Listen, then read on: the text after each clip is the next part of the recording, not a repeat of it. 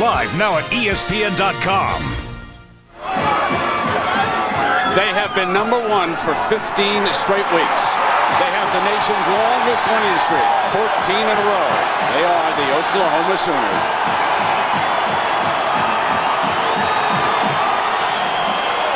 Let's go back down to Jack with Coach Stoops. Coach Snyder has always given you guys a great team. How do you defend against that tonight? We're going to go try and be a great team ourselves tonight, Jack. Let's go have at it. Bob Stoops, who a couple of years ago won a national championship, and he is seeking a second one. Now the coin toss was won by Oklahoma tonight, and the Sooners electing to defer, and they will choose that one end zone. So that means that K-State will handle the ball first. Now there is a story regarding co-defensive coordinator Mike Stoops, who's about to move on to Arizona as the head coach. Jack, you were in practice at Norman with them. Yeah, Brent, you would think it was an emotional time, but you would think maybe he'd backed off just a little bit.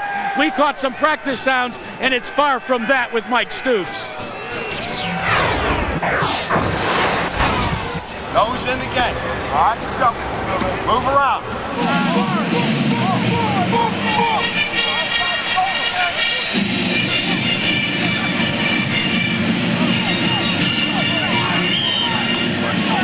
And we will be bringing you the sounds of the assistant coaches prior to the national championship game in New Orleans. Mike Stoops will go to Tucson tomorrow. He will not prepare the defensive game plan. It'll be up to Brent Venables, who becomes the defensive coordinator, and head coach Bob Stoops will work with the secondary. Remember, he used to be a defensive assistant under Bill Snyder, who was the head coach over at Kansas State. Bill and I talking about the great number of coaches that have moved on from the K-State program and have been successful elsewhere.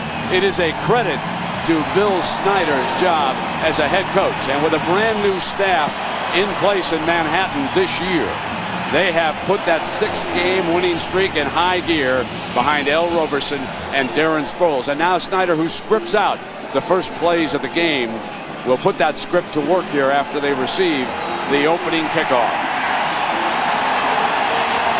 Brent, Kansas State must do everything against this defense. Throw long, throw short, throw in the middle of the field, throw to the wide side of the field.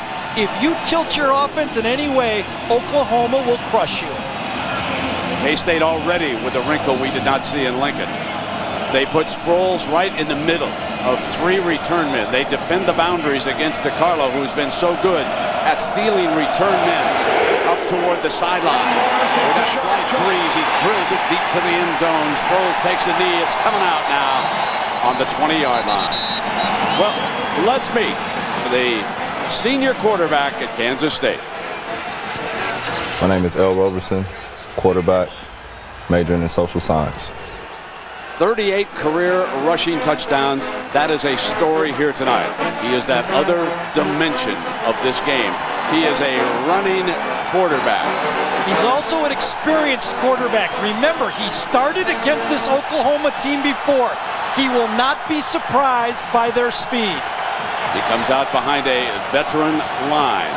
Nick Leckie, the senior center from Grapevine, Texas, right in front of Roberson, who's out of Baytown, Texas. Sproles with the first call of the game, and nothing much doing against that defense. Gayron Allen, the middle linebacker. So it is our Dr. Pepper starting lineup for Kansas State. Now the highest grades on and off the field, and that's Ryan Lilja, academic All-American, and the coaches say he's also graded out the highest as a blocker. Lucky, though, made the coaches All-Big 12 team. James Terry overlooked. He's accounted for 42% of the receiving yards, and Darren Sproles, #1 in the nation in all-purpose yards with the first carry. Now he's coming back again. The little tank battles for no more than a couple of yards against this Sooner defense. And they are loaded with studs. Meet the All-Stars. 3 of the Big 12 defensive linemen, Harris, Dvorak, and Cody, all Sooners. Teddy Lehman's the Big 12 Defensive Player of the Year. And back in that secondary, well, they've got Derek Strait. He's a Thorpe and a Nagurski finalist. Now, Nicholson will play safety much of the time tonight, except in situations like this when they do use the nickel. Pasha Jackson is going to play a lot. But here in this third down, it is Nicholson who moves up. Incomplete, it's 3 and out. And immediately the Sooner defense sends Roberson to the sideline. It also sends Antonio Perkins back, one of the game breakers on this Oklahoma team. We saw him against UCLA take it back 3 times. A very good punter, Jared Bright, out of Bakersfield, California. He's averaging 41 yards a punt. He has not had one blocked. And he will try to do his best against Perkins. He booms it high. Can the cover men get down? Perkins is going to try from the 31 to the 35 and out of bounds on the Oklahoma sideline. That's where OU will go to work for the first time with excellent field position. And let's meet the celebrated Oklahoma quarterback. First and 10, Oklahoma. I'm Jason White, Oklahoma's quarterback, making my first start in a Big 12 championship game. Big 12 Offensive Player of the Year, one of many honors that are about to come the young man's way. He's out of Tuttle, Oklahoma, a small town of 4,294. And he brings the Sooners out 65 yards away from the end zone with their opening series. The most underrated aspect of Jason White's game, his ability to run an offense that expands every week. Chuck Long says he does more with this quarterback than any quarterback he's been around. Number 20, Kewan Jones, a pounder, opens up against a very good defensive line. Runnels as a blocking back for him, and Kewan is stoned. It'll be second down and 10 as Brian Hickman, the linebacker from Mesquite, takes him down. Our Dr. Pepper Sooner lineup, they must protect White. They've given up 9 sacks in their last 2 games. Vince Carter making the Big 12 team, but a breakout year for Mark Clayton. Better than 1,100 yards and 15 touchdowns. And Trey DiCarlo, the field goal specialist, 19 of 20 field goals this year. Oklahoma spreads the field. 5 receivers. They drop Jason back all alone in the shotgun. They empty it out. 4 down linemen for Kansas State. They don't get there. The completion underneath for a first down as they put it in Lance Donnelly's hands. The senior from Weatherford, Oklahoma, Ted Sims, the linebacker, defending the play. He was tackled by Josh Buell. The Kansas State defense, 18 sacks in their last 4 games, but the 4 of them didn't get a whole lot of penetration that time against the OU line. Josh Buell, 12.4 tackles a game. That's number 1 in the nation. He made the All-Big 12 team. Rashad Washington, his 27th consecutive start. But there are questions about the defensive backfield, and they just gave up their first completion of the evening. Now they have given up their second. Clayton with all that speed tries to get to the outside. Has another first down before Rashad Washington runs him out of bounds on the K-State sideline. Simple arithmetic there. 3 receivers, 2 defensive backs throwing the ball.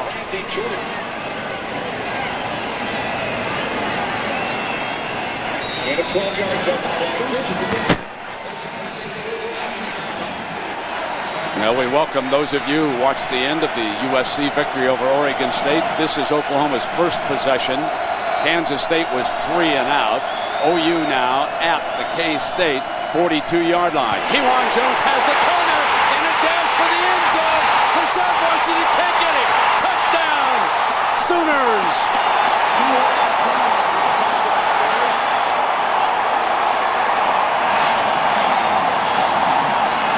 The powerhouse strikes first.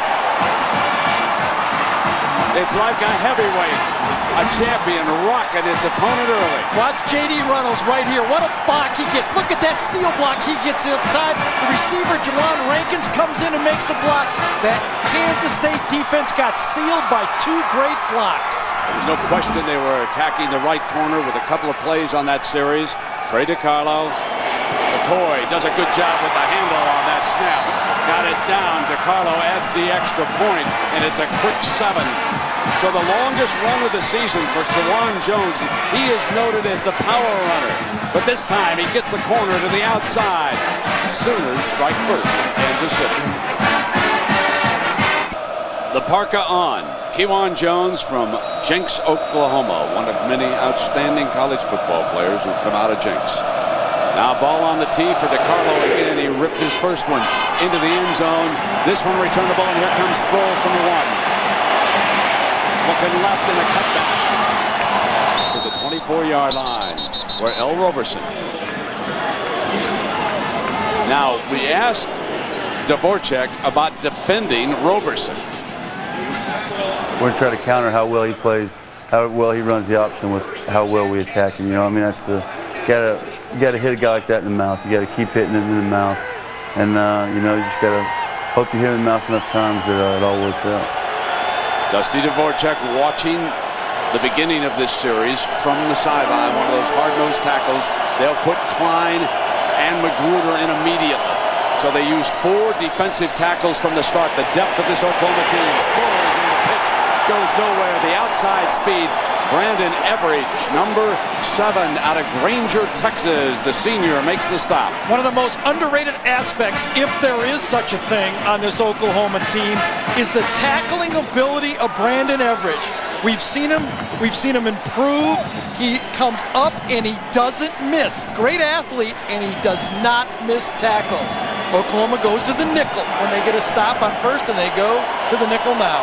So Brodney Poole, who intercepted 2 passes in Lubbock against Texas Tech, is on the field on this 2nd and long. Roberson takes off for the first time to the 30-yard line, and Teddy Lehman out of Fort Gibson, Oklahoma. Now, we've talked about the stars. Just take a look at these players who made the first 3 teams of the All-Big 12. You can see 5, Harris, Dvorak, Cody, Lehman, and Strait. They all make the first team. Poole, the second team. He's your nickelback, for goodness sakes. And one of their best players, at least going into the year, Lance Mitchell, the middle linebacker's hurt, hasn't even played this season. 3rd down and a penalty. First flag of the game, the little self-inflicted wound, which Gary says you cannot do against Oklahoma. Remains 3rd down. John Bible, our big-time referee here tonight. Well, what does Kansas State need to do in this game? First of all, they've got to put some purple on Jason White. They must get to him. You saw her already. He's had time to throw. L must excel. L. Roberson has to have one of those games, and we've seen it like he did it against Nebraska, and they have to take it into the late rounds.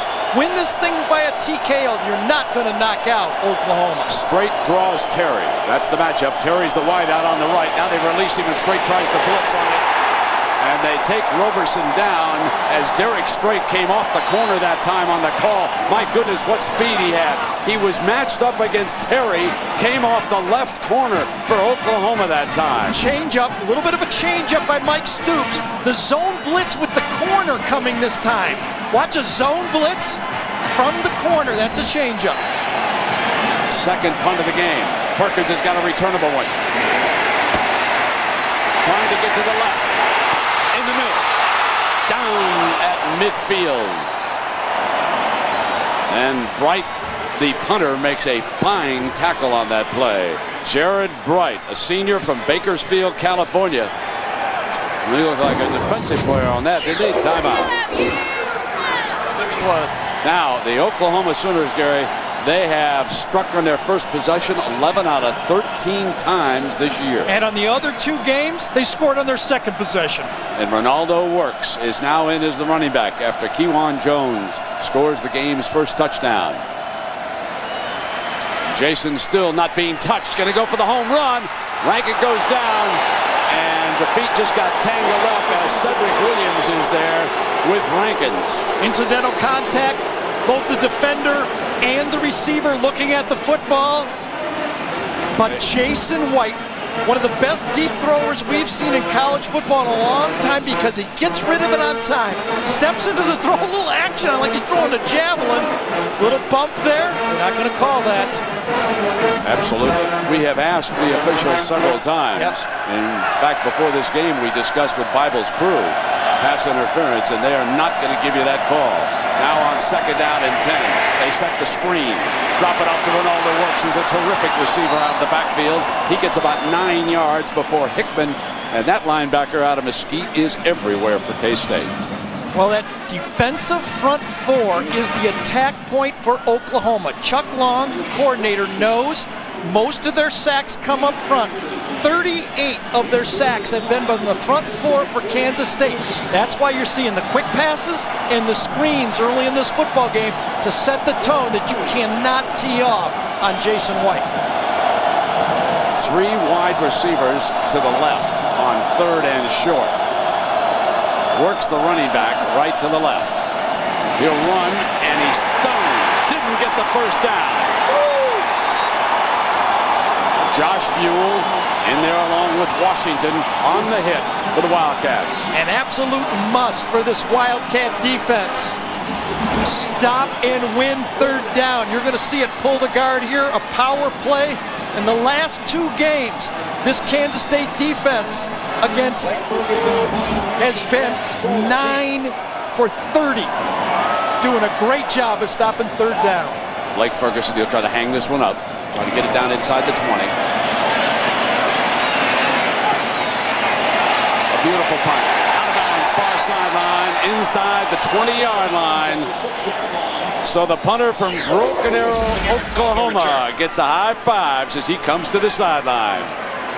We're at the home of the Kansas City Chiefs, Arrowhead Stadium in Kansas City. The Chiefs have a road game. They're in Denver. I'm sure that many of them are watching that game as they get ready for a big, big contest against the Broncos. Here, Oklahoma with an early touchdown and a 7-point lead, but good defense on that second series by K-State. But now the Wildcats need some offense. They have only 8 yards in 2 series. They do not have a single passing yard. They have very bad field position here to start this series.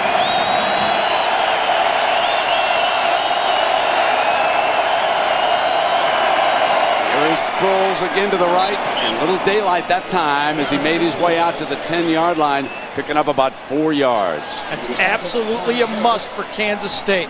Stay in the football game. Do not give up your running game. If Kansas State can run some play-action passes that mean something in the second half, that'll make it awful nice for Bill Snyder to call some plays. Behind Sproles, number 43. He's all of 5'7", 170 pounds. Leads the nation in all-purpose yardage. A little bit of a draw. Sproles not getting much daylight. Did make it to the 12, and Allen brings him down. That's short of the first down. Well, we've got so many things to settle as far as the BCS is concerned, and so John, Terry, and Craig will sort it all out. 5:30 Eastern Time, the Tostitos BCS Selection Show. So if you're watching the Chiefs or any of those other NFL games, come on over at 5:30 and check out who's going to New Orleans, who's going to Miami, who's going to Tempe, who's going to Pasadena. They'll have all the answers. Here it is, 3rd down and 4. Roberson still looking for his first completion. They keep it on the ground again, and they will not run for the first down. There's too much speed on this OU defense. They've got to get it in the air. Derek Strait, their All-American corner from Austin, Texas, makes the play again. I don't think Bill Snyder trusts L. Roberson early in this game to throw and turn it over against that nickel package. He wants to try to keep the game close. 12 men in the huddle, I think, for Kansas State. Illegal substitution. Substitution violation on the offense. Breaking the huddle.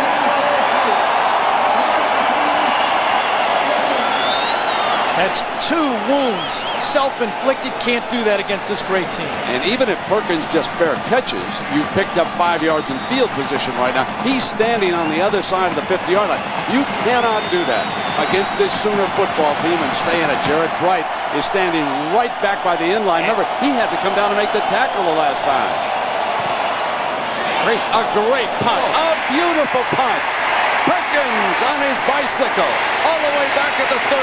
What a punt by Jared Bright. Oh, my, he saves the day. He bails the Wildcats out. Good job by Bright. Well, here comes Jason White, and let's meet the Oklahoma quarterback. I'm Jason White, Oklahoma's quarterback. My favorite professional sports team is the Houston Astros. My favorite movie is Scarface. My favorite historical figure is Winston Churchill.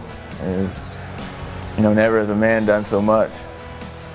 This is such an interesting young man who's had major knee surgeries on both legs, missed 2 seasons, has come back this year, has 40 touchdowns and only 6 interceptions. He'll be going to the Heisman Trophy Award ceremony in New York next week. His parents are Ron and Sue, and just down home family. Their biggest question is, can they wear their jeans in the hotel when they get to New York, folks? They've got an injured K-State player down on the field. And Gary, we both go way back with the offensive coordinator at Oklahoma. We sure do. Chuck Long has done a brilliant job here. Started coaching at Iowa. Hayden Fry put him in the secondary to learn how to coach secondary first. Worked his way up, now is calling plays. He was runner-up for the Heisman, remember? And now he's got a quarterback that should win the Heisman Trophy. And Bill Snyder says, you know who Jason White reminds me of? He reminds me of Chuck Long. Same size, the curly hair and everything. And Chuck Long was looking at the field at an injured Cedric Williams, who's a corner going off to the sideline. Long's a big-time coach. They'll be looking for that replacement. Lewis Lavender, though, is a pretty talented corner. Kewan Jones on a cutback doesn't get much. Now, the quarterbacks who have won the Heisman, let's show you the last 5. A year ago, of course, Carson Palmer, USC, then Crouch, Winky, Werfel-Wood. Take a look at the touchdown-interception ratio. These are the last 5 quarterbacks now to win the Heisman. Now, folks, take a look at Jason White at 12-0 and 40-6. Does he just consider? That's why he's the favorite. That's why the straw polls have him number 1. He is such a fine young man, so deserving of any award that comes his way. 2nd down and 10 now, back in that gun. Fires. Got it into Wilson's hands.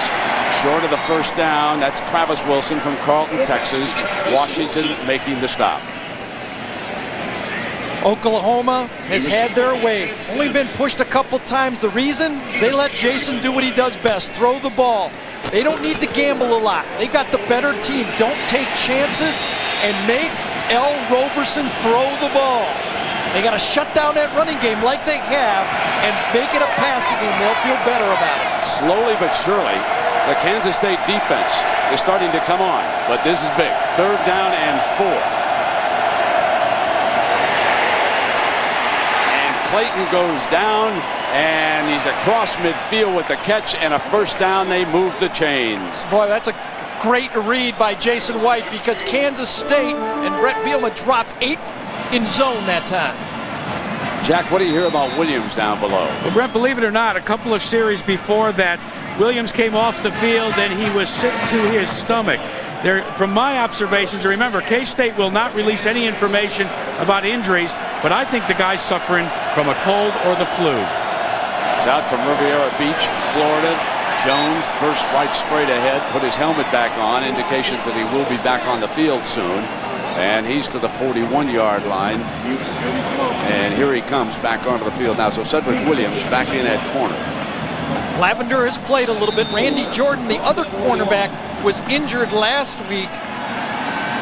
Missed the game against Missouri, and Lavender played, but they like Williams in there. Now the go-to guy is Mark Clayton. He's one of the 3 wideouts over to the left. Run Jones and Buell standing in there. Josh Buell, also from Mesquite, Texas. You talk about a couple of tough Texans as linebackers. Hickman and Buell were teammates down there. Well, tomorrow on Alias, she was lost for 2 years. Now agent Sydney Bristow will risk it all to expose the secrets of her disappearance. You won't believe what happens next on an all-new Alias ABC tomorrow. Here comes another one of those telling 3rd downs as far as Kansas State is concerned. And Ronaldo works. A fine receiver is slotted out to the right. The backfield is again empty. The offensive line so far doing its job. Nobody touches Jason. Fires low. Well defended in that zone, however, as Hickman, the linebacker, drops back and knocks it down. Talked to both Brett Bielema and Bobby Elliott, the 2 co-coordinators for Kansas State. They said they do not like to go substituted defense because their linebackers run so well. Look at Hickman, how well he runs on that one. They'd like to stay with their quick linebackers. There's Bielema over on the far side, another of those talented coaches that come under Snyder's tutelage. He can really coach coaches. And this one is fair caught at the 7-yard line by Darren Sproles, the all-purpose leader. Well, Gary, let's take a look at the Dodge defensive playbook, and it's a beauty. It is. Boy, you need more than great players. You need good design. And watch what Stoops has come up here. The zone blitz with the corner coming as the 5th rusher this time. Kansas State has never seen this. They come in. He's the one with the secondary coverage zone who comes in and stops the quarterback draw. What a nice changeup. Sooners continue to rotate defensive tackles. Magruder's back on the field.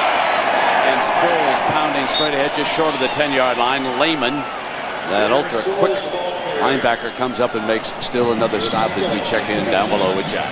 Well, Brent, I asked Brent Venables and Mike Stoops who they would compare the offense of K-State to.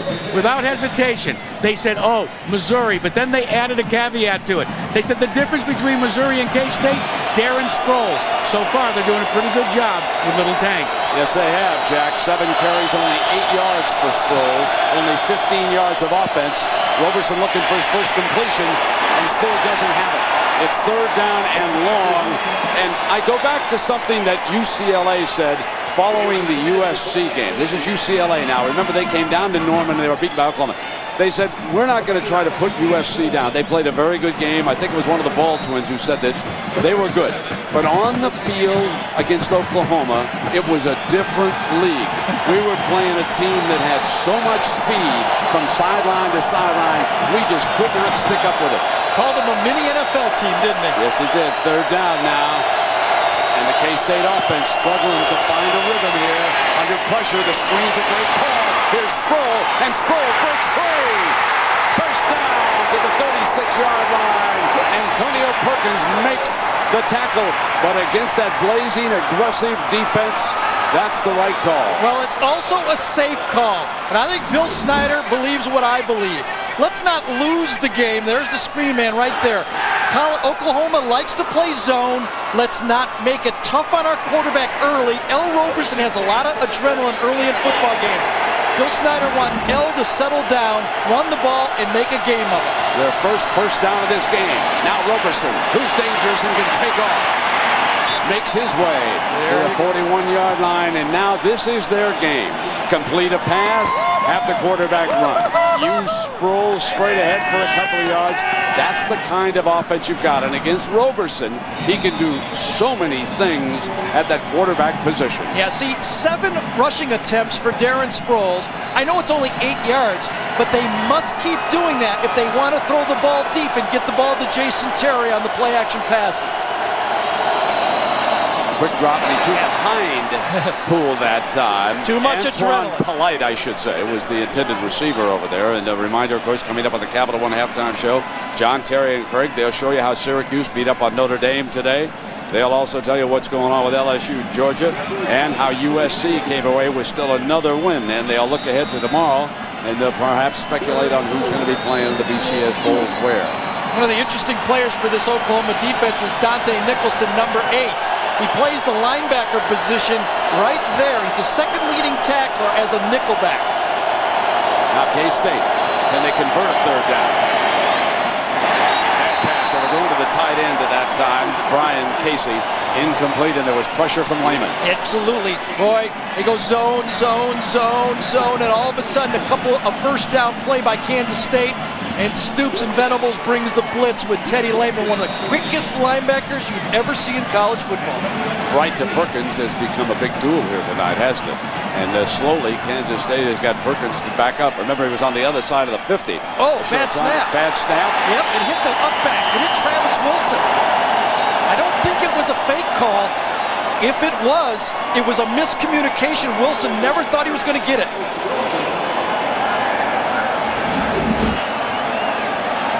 You can see the snap, it hit Wilson. That was not a fake. That was just a regular call. Hits Wilson, and it's almost like a turnover. The 3rd big, huge mistake for Kansas State. Coaches are beside themselves. Russ Vanover, the snapper, they can't believe what happened over there. The coach is talking to Vanover right now.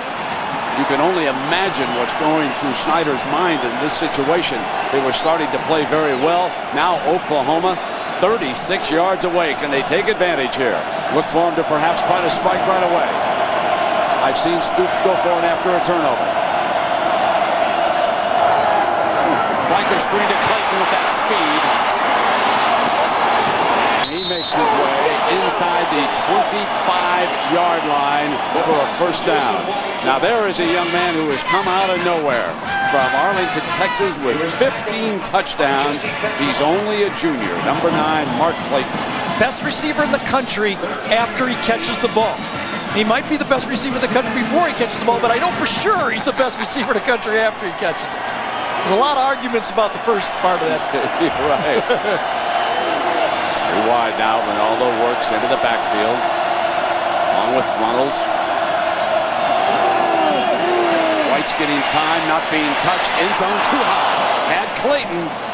Had Clayton for a moment. Well, LSU and Georgia. Let's check in with John and see what's going on. Oklahoma leads 7-0 over Kansas State. 2nd and 10 for White. Draw play. And it was read beautifully by Josh Buell, number 7. Let's go back to that last play when Jason White overthrew deep. Jermaine Berry, number 91, hit Jason White just as he let this ball go. And Jason, he kind of just fell on the back of his right knee right there. He got up, limping, shaking it off. This game is being played in the Kansas State half of the football field. And White slowly back up. Now faces a 3rd and 12. Peoples brought the play in from the sideline. Jason wants to set the screen. Ronaldo. K-State will not let him out. It was Andrew Shaw from Webb City, Missouri, the defensive end, circling back to make the play. Absolute great speed. This defense for Kansas State works together. They're for real. They're keeping this football team in the game right now. We'll be back with the second quarter after this message and word from our ABC stations.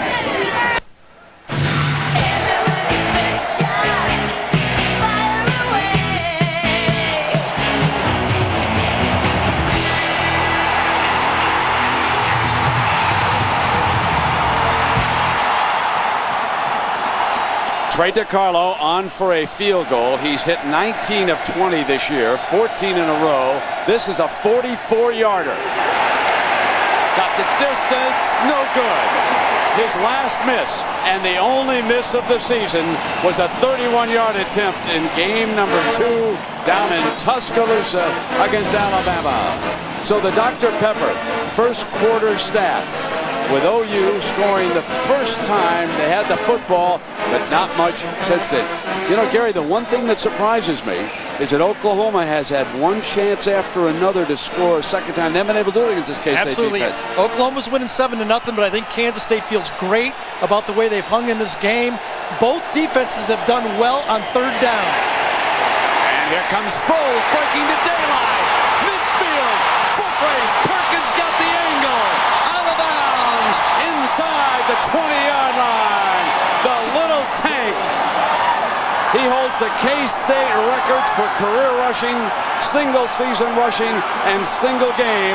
And he just put up 55 yards on this Sooner D. Little tank with a lot of speed. That's a nice combination. Little pitch play, runs right through a tackle. One of the few tackles you'll see an Oklahoma team miss, and I think it's because his size is an advantage. It's very hard to get down low and tackle this guy. Golden opportunity for the Wildcats. They're inside the 20-yard line. Roberson shows option. 80% of the time he keeps it when he shows option. And Dan Cody made the play on the short side as we check in with New York and John Saunders. They went for 2. Too early to go for 2. Second down and long. Roberson now comes to the wide side, throws on the run, almost intercepted. Oh, bad route by Terry that time. Rounded it in there. Perkins makes the play defensively. James Terry ran a sloppy slant route that time. Look at L. Roberson getting on Terry. Come across that receiver. Don't let that defensive back beat you to the ball.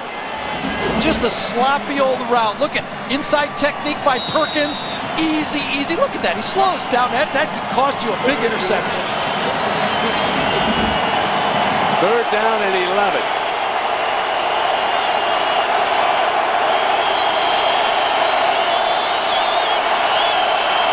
Wide in motion. Roberson throws his own touchdown. K-State. Ryan Casey, the 6'7" junior tight end from Gladstone, Missouri, puts the Wildcats on the board. I'm telling you, this L. Roberson has no reverse gear. Casey's right here is going to sneak down the middle, little half roll to swing that defense to the outside, and Casey comes right in to the middle of that dead area. Free safety just bites one little bit on the play pool, and look at that. That is a well-designed play by Bill Snyder. This guy knows what he's doing. Let's see if Russ Vanover delivers this snap to Dylan Meyer. Joe Ream ties it. So Casey, the tall tight end, built like a power forward, gets into the end zone. And L. Roberson finds a way, just like he has for the last month and a half. Brent told you about Ryan Lilja, the guard, the smart guard for Kansas State. Watch what he does right here when he picks up this blitz. 2 guys there. He knows he's got Sproles outside. He picks up the inside guy, does a great job. Rankin from the 1 for Oklahoma. Spins as Josh Buell is in on top of him. So the starting linebacker, their leading tackler, comes down the field on the kickoff team and blows up the return by Rankins. Yeah, there's no such thing as backups in this football game. Everybody's got to be frontline men. Now the K-State defense, which has done such a good job here in the first half, they've given up 105 yards. On that last drive, Kansas State actually moved ahead of them offensively with 114 yards on the day. Jones, the running back. 4 receivers in this formation for Jason White.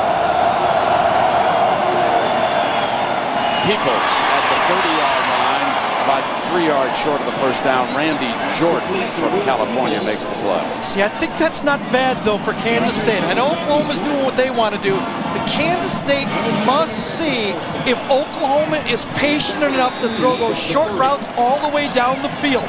Keep it in front of you. Oklahoma is used to scoring quickly.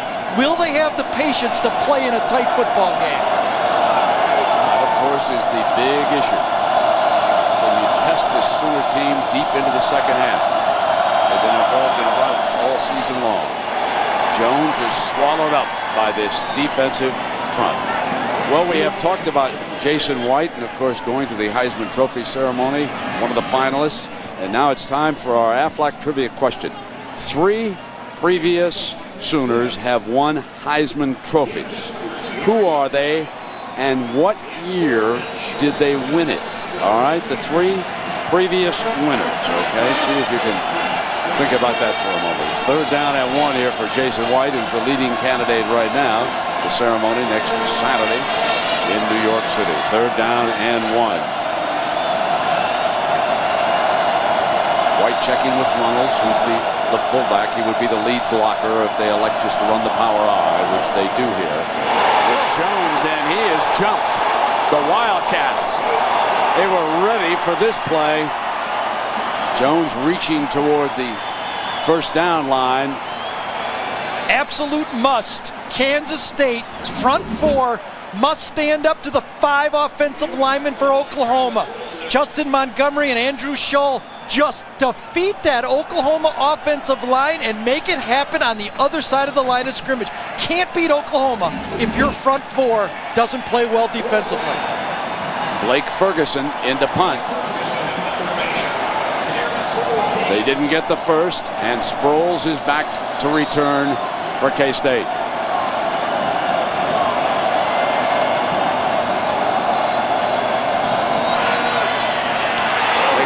Up the middle, and Blake got it off.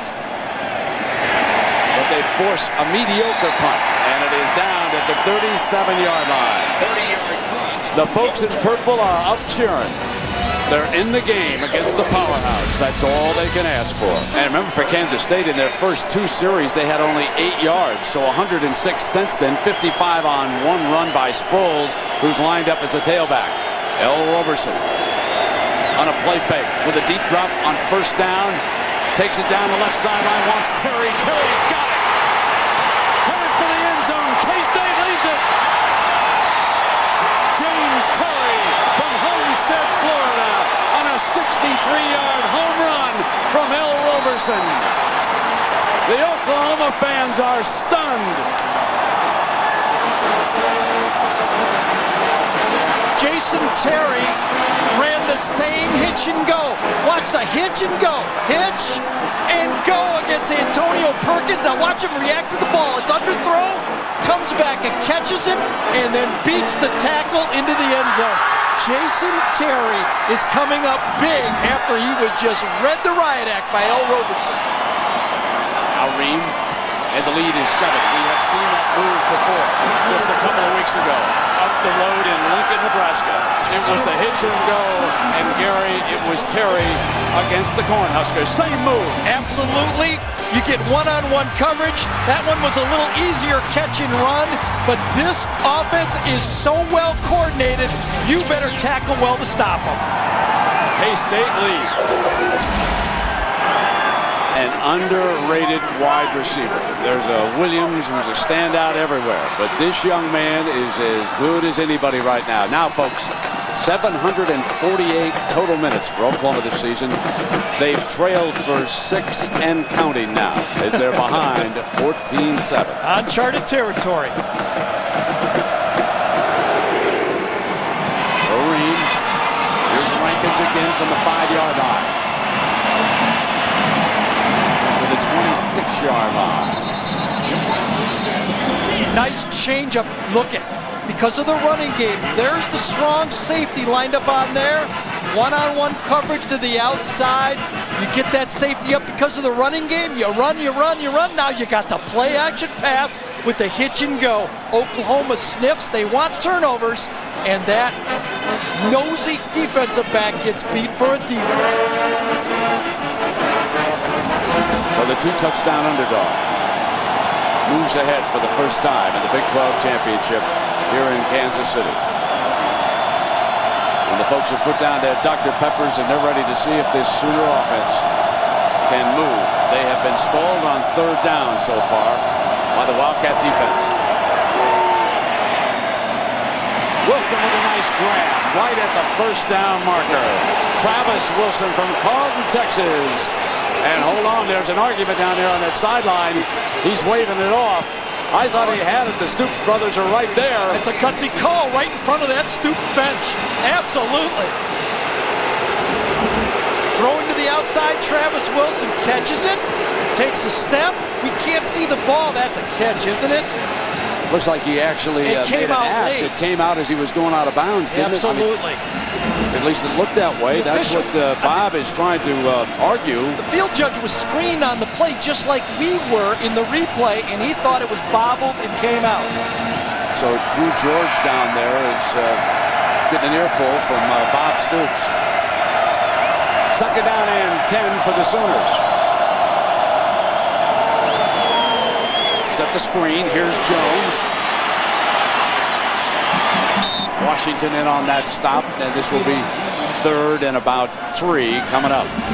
Got another angle of it. Ball is caught, 1 foot down. Oh, that's a catch. That's a good catch. That's a bad call. No, that's one.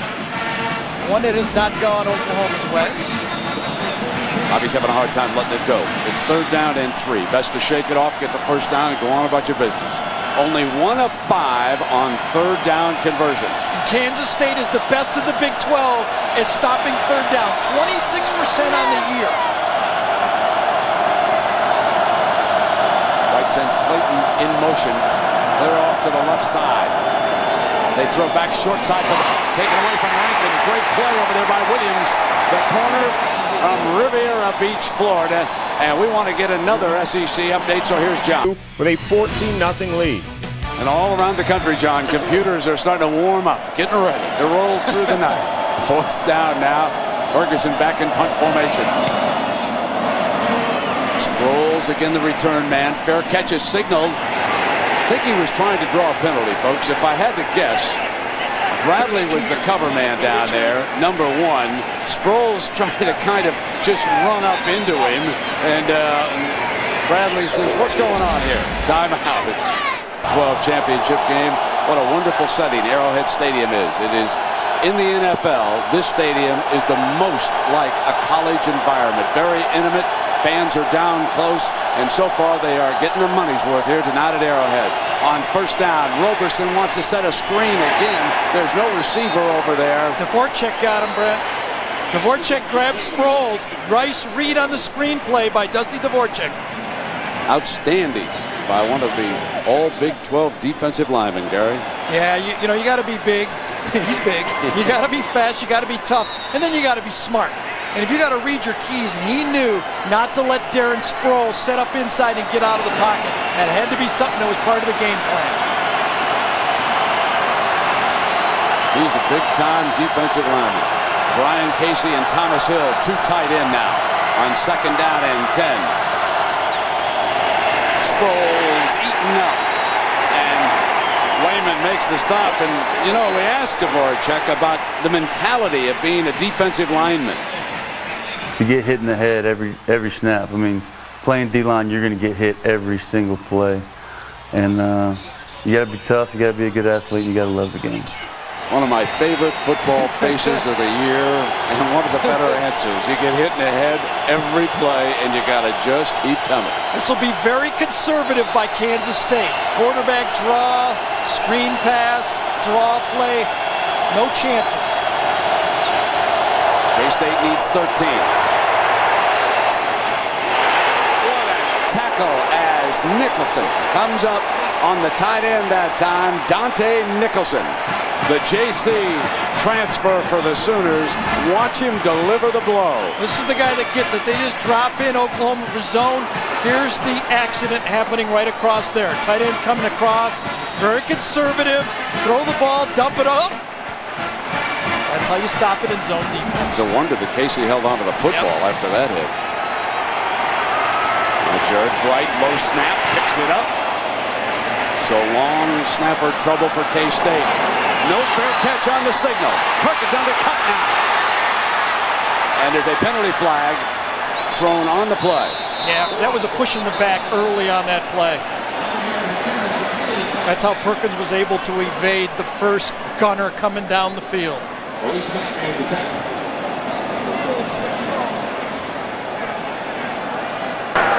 Illegal block in the back on the return team. Right side of the screen. I think it's right here. The guy. Oh, excuse me.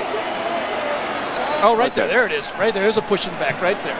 Getting little directions from every different direction, and I just got to find it. That's all. Get one of these telesteers. You want to use it, you know. There's Kevin Wilson, the run coordinator, down on the sideline.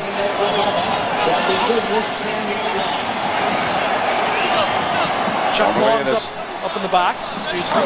Kevin, of course, one of the former assistants at Northwestern, came down here to help with the run game. And speaking of that run game, Oklahoma has rushed for only 49 yards here and passed for 72. They have only 121 yards of offense, compared with 180 for K-State in the first half. Trying the power game with Brian Hickman making another stop. All right, we asked you the Aflac Trivia question. Who are Oklahoma's 3 previous Heisman Trophy winners and the years? Let's go back to 1952. In New York, the great Billy Vessels. Then in '69, Steve Owens. In 1978, the legendary Billy Sims, who once was a teammate of Gary Danielson's with the Detroit Lions. And that is the last time, 1978, that an Oklahoma player has won the Heisman. And now Jason White will be the favorite going to New York this weekend. Excuse me, I've never seen Oklahoma this discombobulated early in a football game.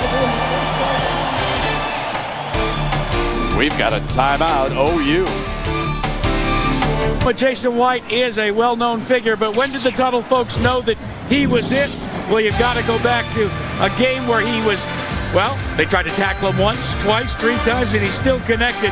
And for Jason White and for the folks in Tuttle, they say that was the game, Brent, in his hometown when he beat Newcastle High and escaping those 3 defenders when they knew he was the real deal. And here tonight, Gary, he's got his hands full against this Kansas State defense. They are doing an outstanding job against number 18.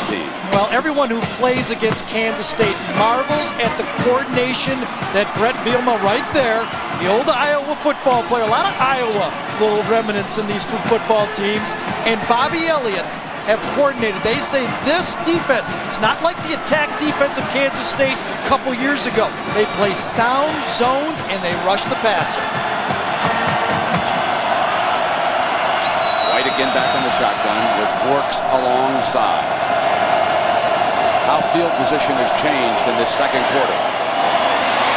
They put it into Brandon Jones' hands for the first time, and he brings it out for a first down with Josh Buell dropping back to make still another stop. So our 2 coaches, and there's a connection.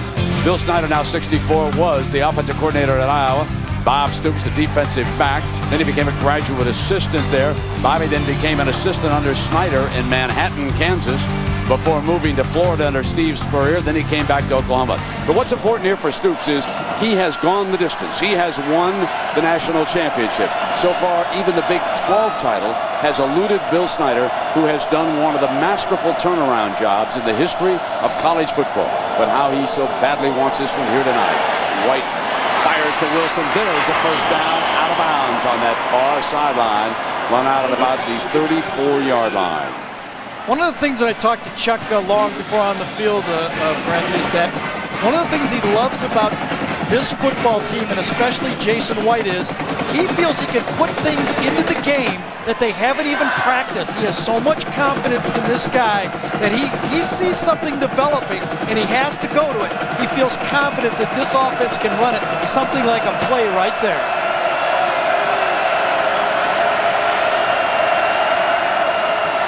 Show blitz picked up by Chasen, but that helped blow the play up, and Works could get no place as Josh Buell cleaned up.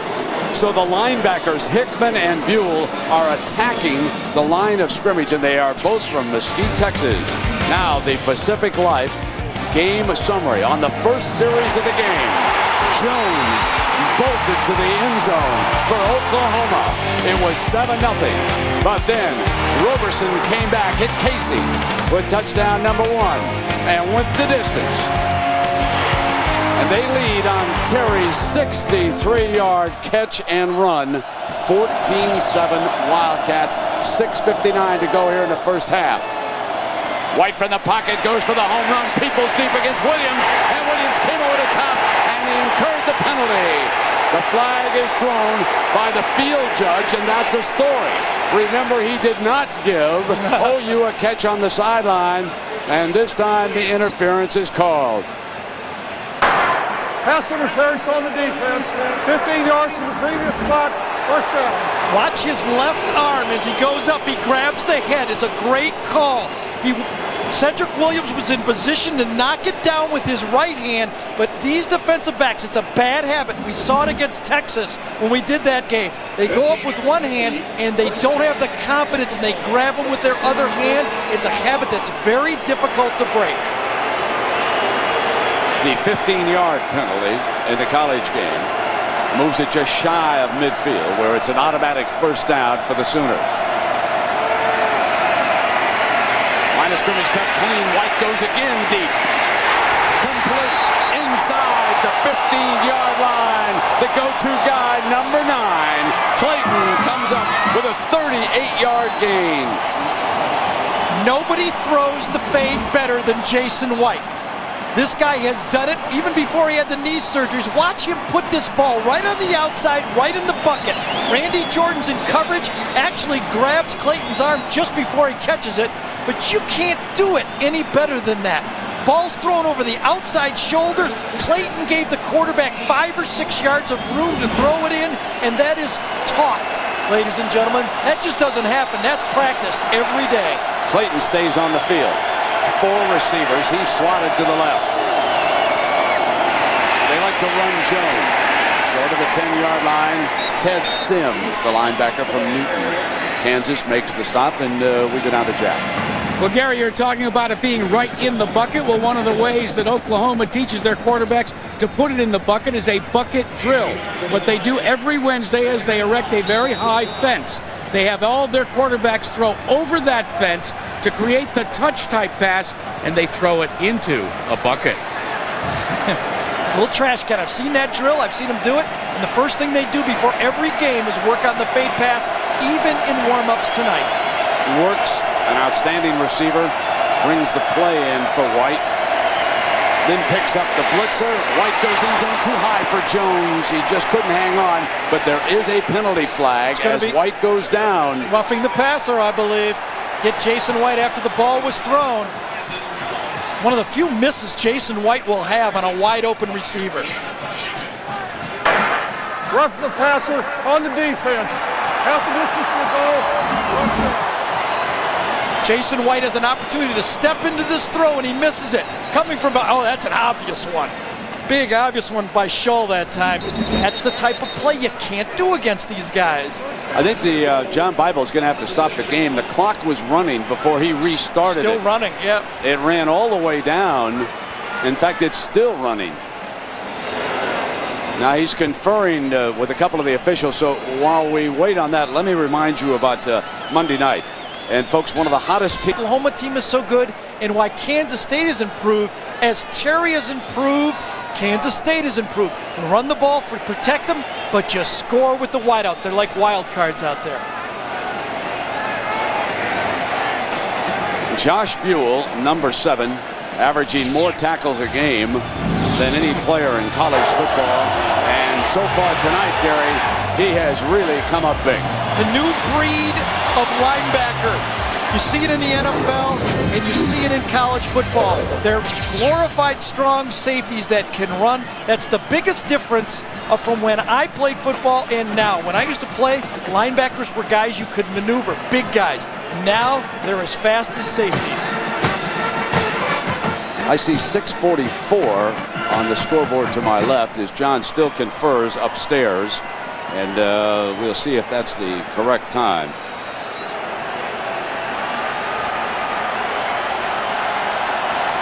Well, coming up at halftime is the Dr. Pepper Big 12 throw for Doe.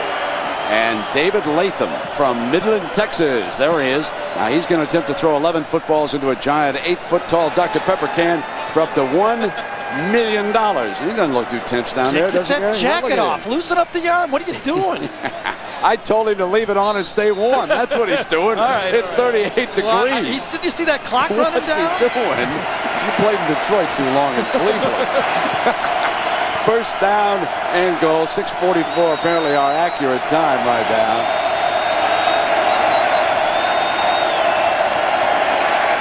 White, plenty of time, takes off. He will not get to the end zone. Down at the 5-yard line. Ted Sims and Josh Buell are there defensively. Well, we saw Jason break into the Oklahoma's quarterbacking job, and he was a guy, as Jack showed you, in high school could scramble all over, but these two injuries, both of them untouched, blew the one ACL one year, and then against the opening game against Alabama the next year, he blows the right ACL. He's had to come back. He's a different quarterback, not a scrambler. He's a passer now. Gary told you he throws the fade as well as anybody in college football. It's second down and goal. They spread the field. He looks to go left. Got a wide open Peoples and misfired, and we have seen White miss 2 open receivers in the end zone. That's not like him. I don't know if Teddy Sims touched that ball or not. Really well-designed play. The inside slot guy stopped at the line. And watch Teddy Sims. He reads Jason's eyes, and does he get his left hand on this? Well thrown? Absolutely. Yes, he did. Absolutely. That is a big-time play right there. Absolutely. It would have been a touchdown pass except for that play by number 45, Sims. Outstanding. Boy, this defense won't crack, will they? They won't. Third and goal.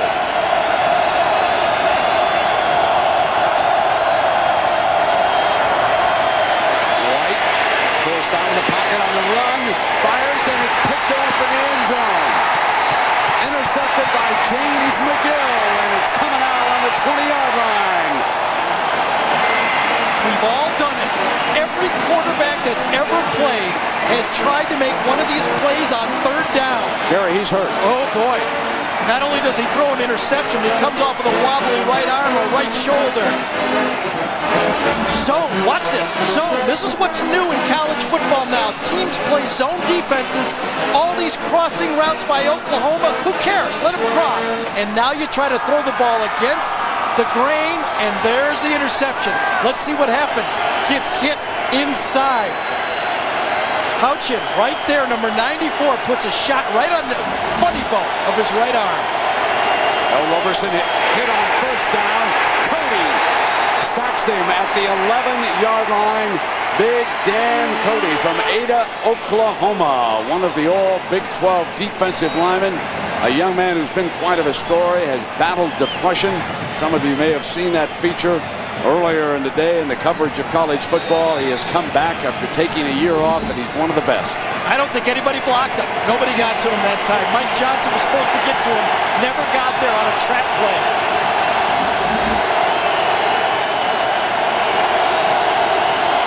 El Roberson was second and long, puts it in his hands, out to the 25-yard line. Well, you watch El Roberson, who has grown up with this team, and we asked him about becoming the leader of the Wildcats. Being a quarterback and being a leader of the team, you're going to have to get excited and let the guys know that you're going to come out and play hard, so they have to play for you. And my team knows it, and I got a lot of seniors around me that are pushing the younger guys and me as well to get this done. Faces a 3rd and 5. Nickel look in for Oklahoma. Poole is in the game.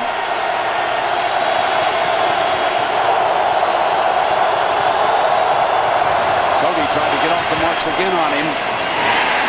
First down, Kansas State, as El Roberson under pressure hits Thomas Hill, the senior from Tulsa, Oklahoma. Thomas Hill was a preseason All-Big 12 tight end.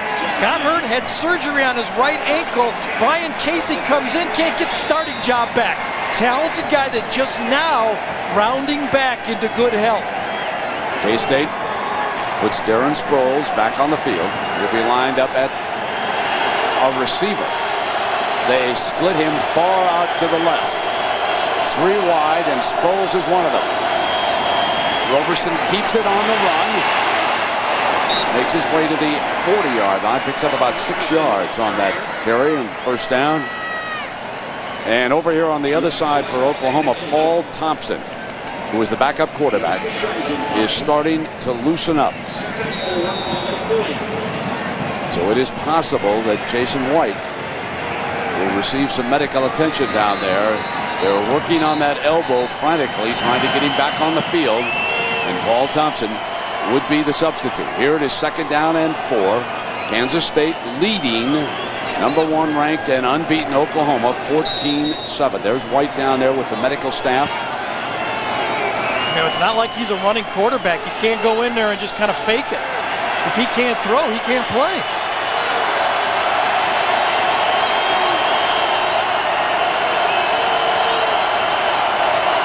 That familiar stand-up tight end. They set the middle screen, and here comes Sproles. First down, midfield, breaks the daylight. In the run for the end zone. This will give him a 2-touchdown lead. He's got it. 60 yards on the middle screen to Darren Sproles. El Roberson and Kansas State are alive and well.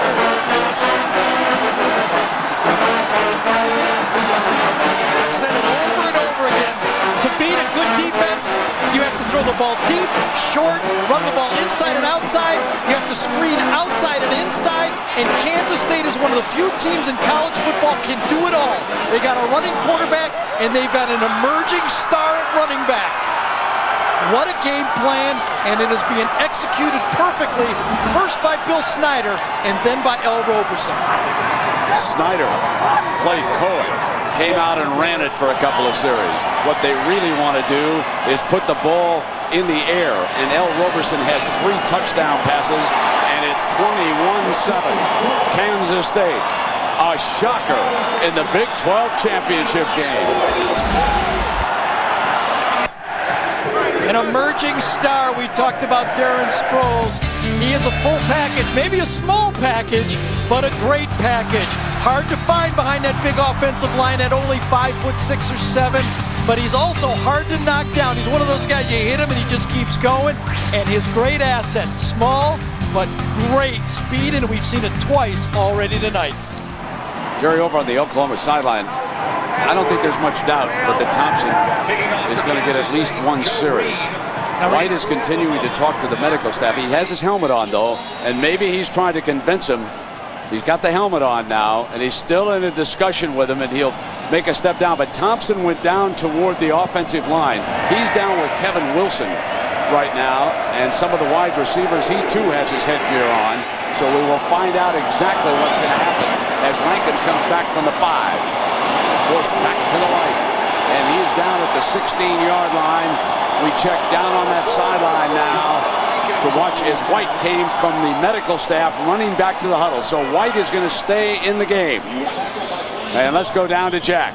Well, Brent, they worked on his right elbow, Jason White, but then they moved back down to the top part of his hand. When he got under the center, the problem was that he could take the snap, but Gary, when he started to throw, he still had severe pain, but he's going out there, and you know what they say? He's a gamer.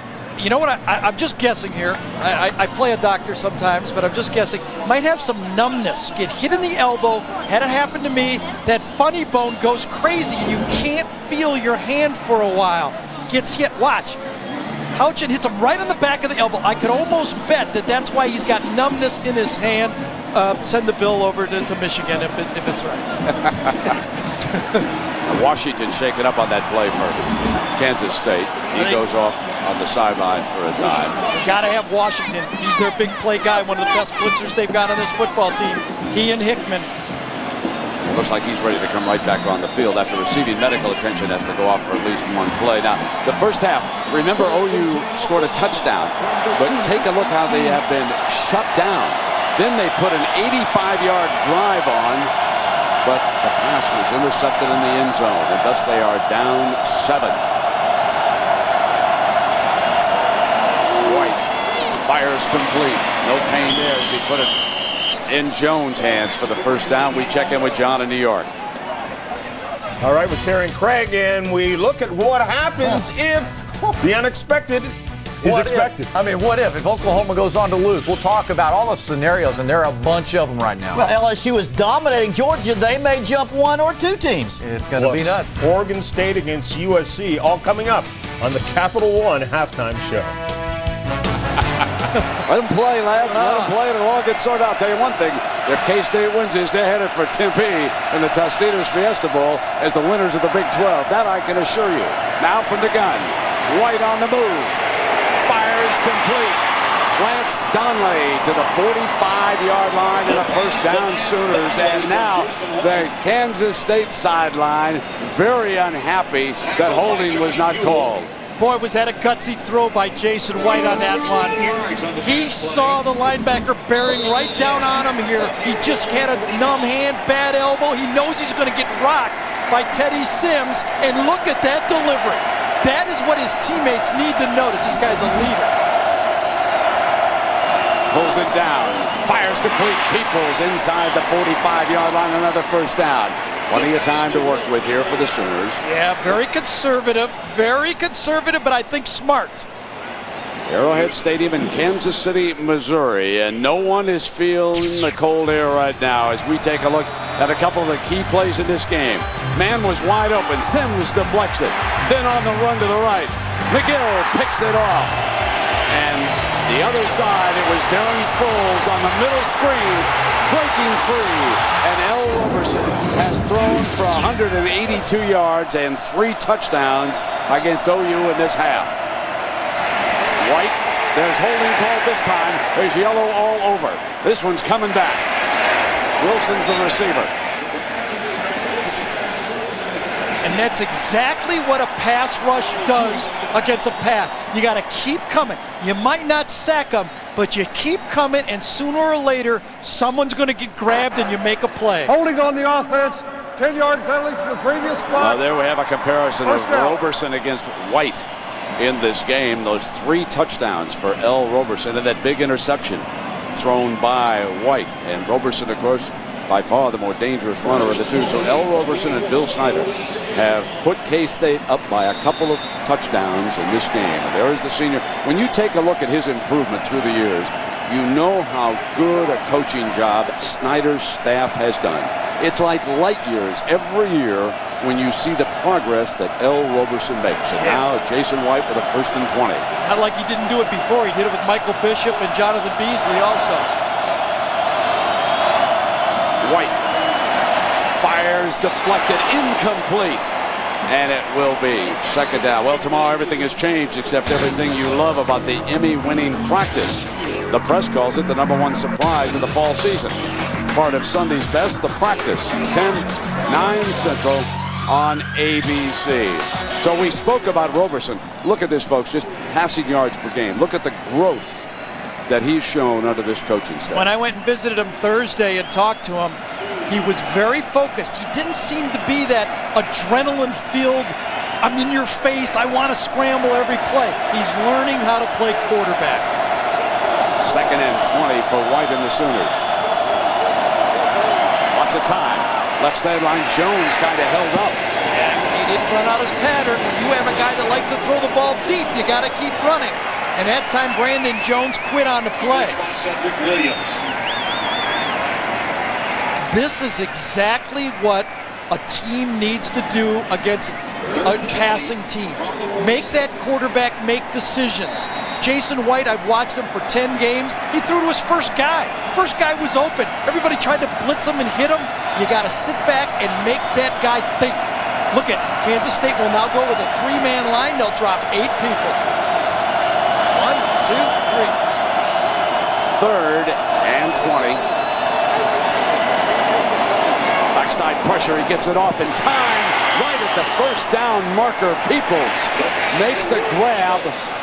Big time play right there. Wow, and White had plenty of heat coming backside on this throw by Thomas Houchin. He all the way. Houchin had him all the way, and White got him out of the pocket. Good job by Chuck Long, Kevin Wilson, and look at this strike. The comeback route. A lost start in college football because you don't have time anymore, and there's another hit. Purple on White. That's a chance you got to take sometimes. Keep coming at this guy. 4th and just short. Very, very short. He didn't quite get the 1st down because of the good play by the defensive back. So it's 4th down and 1 now with 1:26. They do not like to run the quarterback sneak with Jason White. Jones is the pounder. He figures to carry it behind Reynolds. No, play fake. They're going to throw for it. They got the tight end incomplete. He overthrows Lance Donnelly. So Oklahoma tries to come up throwing on 4th and short, and they will instead give it back to K-State with 1:21 left in the 1st half. And now, if Kansas State elects to be very conservative, they can take a 2-touchdown lead into the locker room. Look at this. Don't gamble, Oklahoma. You got the better team. 4th and an inch with 1:21 to go. You don't need to do that. Too much of a risk. Now let's see what Bill Snyder elects to do. Joe Ream has a long of 44 yards as his field goal kicker. He's up by 2 touchdowns. 1:21 to go. Roberson goes down. It'll be 2nd down with Lehman making the play defensively. And there's your last 4 possessions. They have scored 3 of the last 4 times that they've handled the ball for Bill Snyder. And the amazing thing, the most time it took them was 5 plays to do it. This is a shock to an Oklahoma defense. I mean, when you looked at this defense, the thing that came to mind is they just don't give up big plays, and they're giving them up. It's reminiscent of the A&M game when they went deep a year ago on them. Snyder is electing to run the clock out. It'll be a timeout by Oklahoma now. 3rd down is coming up. They've got 2. They got 1 more left.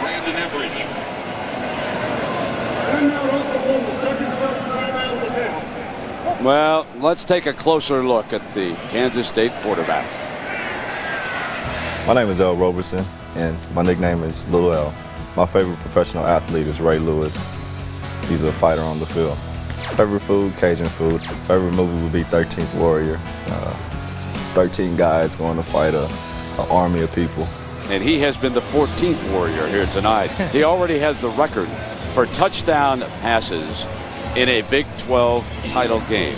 The record was 3.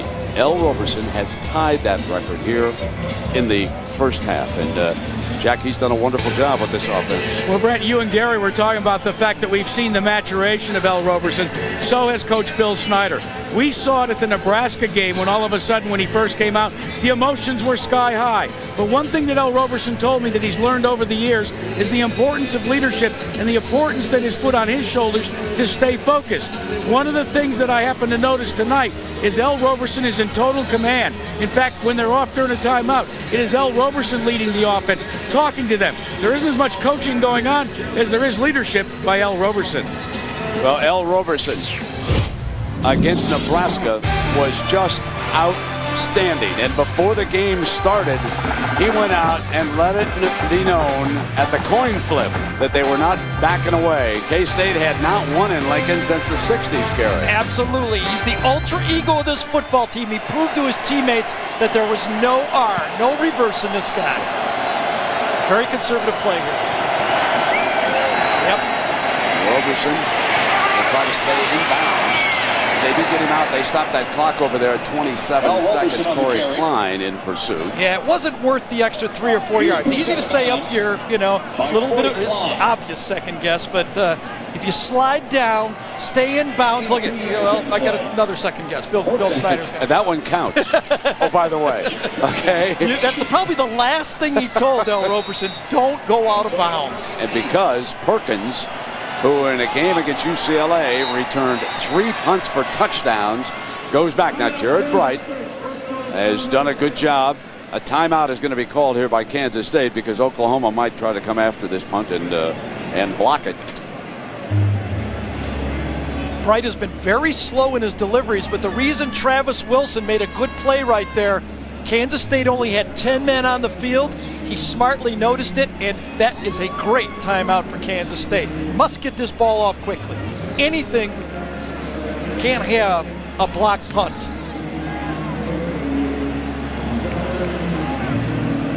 Now, it's interesting how both of these schools go to Texas to recruit, and Kansas State's 3 captains are all from Texas. Roberson, Buell, and Leckie, the center. Oklahoma, its 3 captains homegrown.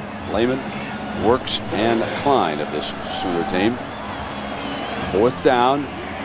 Jared Bright back to punt. Perkins. You can see his average tonight. That's better than his season average with a 56 long. One of the most underrated parts of big-time football is your punter giving you field position and getting it out of there. And he hangs it beautifully. Perkins surrounded. Doubles back. And he's down inside the 10-yard line. So a great play by Andrew Scholl coming downfield for him. One of the big defensive linemen on this team. Unbelievable. I would draft this guy right now for that reason. You watch a defensive lineman, Scholl is 6'5", 265 pounds, and watch him run down Antonio Perkins. Look at this play. You've got a defensive end. You want to talk about a guy that's just going to shoot up the draft. I'd take him right now. Andrew Scholl says, hey, you forgot about me on that all Big 12 team. Holy cow. I mean, Oklahoma's got to take a knee now. There's no reason to even try it. They line up in the take a knee formation. They'll go down into their locker room here at Arrowhead Stadium in Kansas City. And they are in shot. Bill Snyder with a 2-touchdown lead. We check in with Jack. So, Coach, what do you do in the second half? Well, hopefully you don't give up big plays. We've given up maybe two big plays on defense. That's about it. And offensively, we've moved the football. Just come up short on a few possession down, 3rd down, 4th down plays. Thanks, Coach. Kansas State leading it 21-7. Nobody gave him a chance. Now let's find out what John, Terry, and Craig have to say about this. Take it away, fellas. Brent, I want a show of hands. Everybody who was concentrating so much on USC LSU that they paid no attention to this game, thought it was a given for Oklahoma. Raise your hands. Hey, John. Both of them, all right? I give you both of them. I'll tell you what, Kansas State, the victory they had in Lincoln over Nebraska, you can see the confidence. They were in this game early. They hung in there, and now they've taken control. They're playing at the same speed and level that OU is. Yeah, Oklahoma talked about hitting them in the mouth. They're hitting them in the mouth. And I remember, defense cut Oklahoma's offense in half, cut the scoring down, and then have big plays. Darren Sproles, 55 yards, leads to a touchdown, 63-yard pass for a touchdown, 60-yard run for a touchdown. Big plays and good defense. And there's no question, Jason White is not himself. No. He is banged up. You can clearly see that. Now, as I mentioned, we were all worried about LSU. We were worried. Halftime show brought to you by Capital One. What's in your wallet? Sunday, who can you... Kansas City, gonna get my baby back home.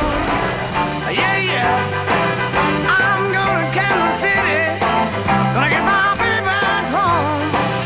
Yeah, yeah. Well, it's a long, long time since my baby's been gone. And it is a stunning night in Kansas City, with the Wildcats leading as we check in on the Pacific Life game summary. Oklahoma's ballyhooed offense, #1 in the nation, averaging better than 48 points a game, are 1 of 9 on third down, and they've scored only 1 touchdown on their first possession of the game. Joe Ream with the ball on the tee. The Sooners will have the first possession. You're looking at Rankins, #3, back with Mark Bradley from Pine Bluff, Arkansas. And here comes Bradley from the 5. 20. Out of bounds. And so, Gary Danielson, what's your out-of-whack stat? Well, coming into this football game, Oklahoma's longest pass play of the season was 42 yards. So far in this football game, 2 pass plays over 60 yards. The big play. That's the out-of-whack stat. There's something he agrees with me on. Folks, the worst thing that happened to Oklahoma, not the fact they played Kansas State, the fact that everybody wrote they're going to go to New Orleans, win or lose. That's a bad thing to tell a football team. Well, everybody tells you good. A lot of backs on the, pat on the back, pat on the back. You forget to do your weightlifting and do all the things you have to do. You lose just a bit of focus. 1st and 10 from the shotgun. White fakes the handoff. Peoples. And they get 13 yards on the first play of the second half. Jason White is good because they attack different parts of the field. They throw it to all different sides, outside, deep. Loves to throw the deep ball and usually is very, very high completions. That interception, though, in the goal line, I think those back-to-back plays, Brent, the tipped pass by Teddy Sims and then the interception on the very next play is a real big turnaround in this game. Yeah, when McGill made that interception right in the middle of the end zone, I think you're exactly right. 1st down and 10. Here comes the blitz. Middle's open, and Buell dropped back with Washington and defended the pass incomplete. Now, Jack, what did Coach Snyder have to say? Well, Brent, actually, I think Coach Snyder took Gary's victory recipe, and that's what he talked about at halftime. He talked about the fact that they had not seen any other team really get up in Jason White's face. He talked about the importance for them to continue to do so. Gary, what he wanted to do is he said more purple, as you said, on White. Yeah, they've done a great job of that. They've also covered well and let things happen in front of them, not giving up the big play. Inside handoff to Jones. Nothing doing. He's going to be thrown for a loss. You have to put it together if you're going to do things on Jason White. Purple on white was the theme all week, and that's exactly what they did. It's not always just sacks. It's hitting at quarterback after he throws the ball. You know, the other thing that's starting to emerge in this game, touchdown run by Kewan Jones of 42 yards early in this game. Total yards rushing by Oklahoma now, 49 yards. No run game at all. Now 3rd and 11. And this offensive line has been under fire all game long. A 3-man rush leaves the middle open. 1st down, and Jones spins inside the 40-yard line. Now let's go back to the offensive line story. 2 members of this Sooner team made the all-Big 12 team. But like we said at the top of the broadcast, they must protect White. They had given up 9 sacks in the previous 2 games. Gary has gone over the fact, he's showing you the video, that because of the knee injuries, White is not mobile. Therefore, the offensive line becomes the story of this second half. They must protect number 18. And no running game to help him so far. Now on first down, Clayton juggles, going to throw the halfback pass, going to take off. Sideline, dasher, still goes, touchback. What a spectacular run by Clayton, who was going to throw the end-around pass and made it to the 10-yard line with a penalty flag on the far side, and indications from the K-State sideline, oh, this one's coming back. Usually when those great players start changing direction, like on a punt return, players get blocked in the back. There he is right there, lined up in the backfield. High school quarterback. That's why they felt they could trust him with the football. Look at those skills. Runs through it. There's the block and be hacked by Peoples, number 29. That is a good call. That reminded me of Dante Hall returning a punt on this field. Happened right down there, didn't it? Absolutely. That's what happens when those shifty guys switch. Then the defenders change their angles as he changes, and what looks like a good block turns into a bad block. You know, I think, Brent, that last pickup on third down, we have seen the end of the 3-man rush for Kansas State. You're right, there was no heat. Nope. First and 12. Here's Works, right side alley. And he busted across the 30-yard line. J.D. Runnels, Bob Stoops loves to talk about his fullback. Watch him come around and get the block. I think it's on Buell. No, it's at the end man on the line. Andrew Shull that time seals him off, gets the big tackle. Jamal Brown on the linebacker, and that makes it work. Works from a very deep set. Won't get it done because of Jesse Tetwan out of Topeka, the sophomore safety. Tetwan and McGill, the 2 safeties that have been rotating for Kansas State. I'll tell you, I've watched a lot of Kansas State football over the years. They were an attack team, a gambling defense, come at you from every angle. This is a different look. Brett Bielema and Bobby Elliott has brought a different look to this defense than I've seen. They sit back and force you to beat them over and over again. They don't give you the big play. So Bielema coordinating the defense on the field. He's been very successful with his calls against third down plays. White in trouble. On the move, and it is complete. What a wonderful catch by Clayton. At the 25-yard line, they move the chains and credit number 9. Get out of that 3-man rush, Kansas State. It's been disaster for you. Yeah, you've got to pick off once you got down to the end zone, but not enough pressure on Jason White. He's able to dodge around. That time it was Kevin Huntley, number 52, and he's just too active. Can't give this guy opportunity to throw the ball. This is an 8-play drive so far, 4 runs and 4 passes. They've moved 49 yards to the 25-yard line. A first down for White, flanked by Works, and now Runnels goes in motion.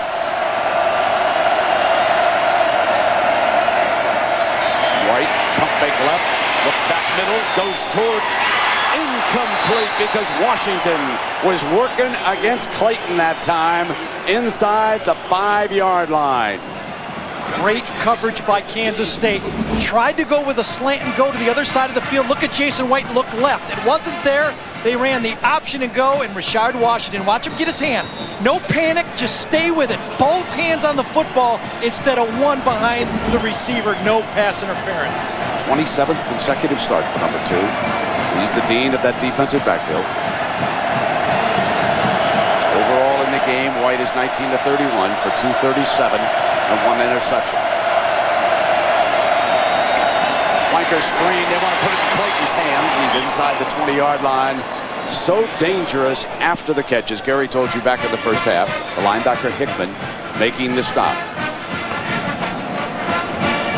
And that brings up another point, the speed of the linebackers on this Kansas State team. The one thing you wonder about Hickman and Buell is how they all hold up in that fourth quarter. They're going to test conditioning of these two football teams. It's been a high-energy, fast-paced game here tonight in KC. 3rd down and 2.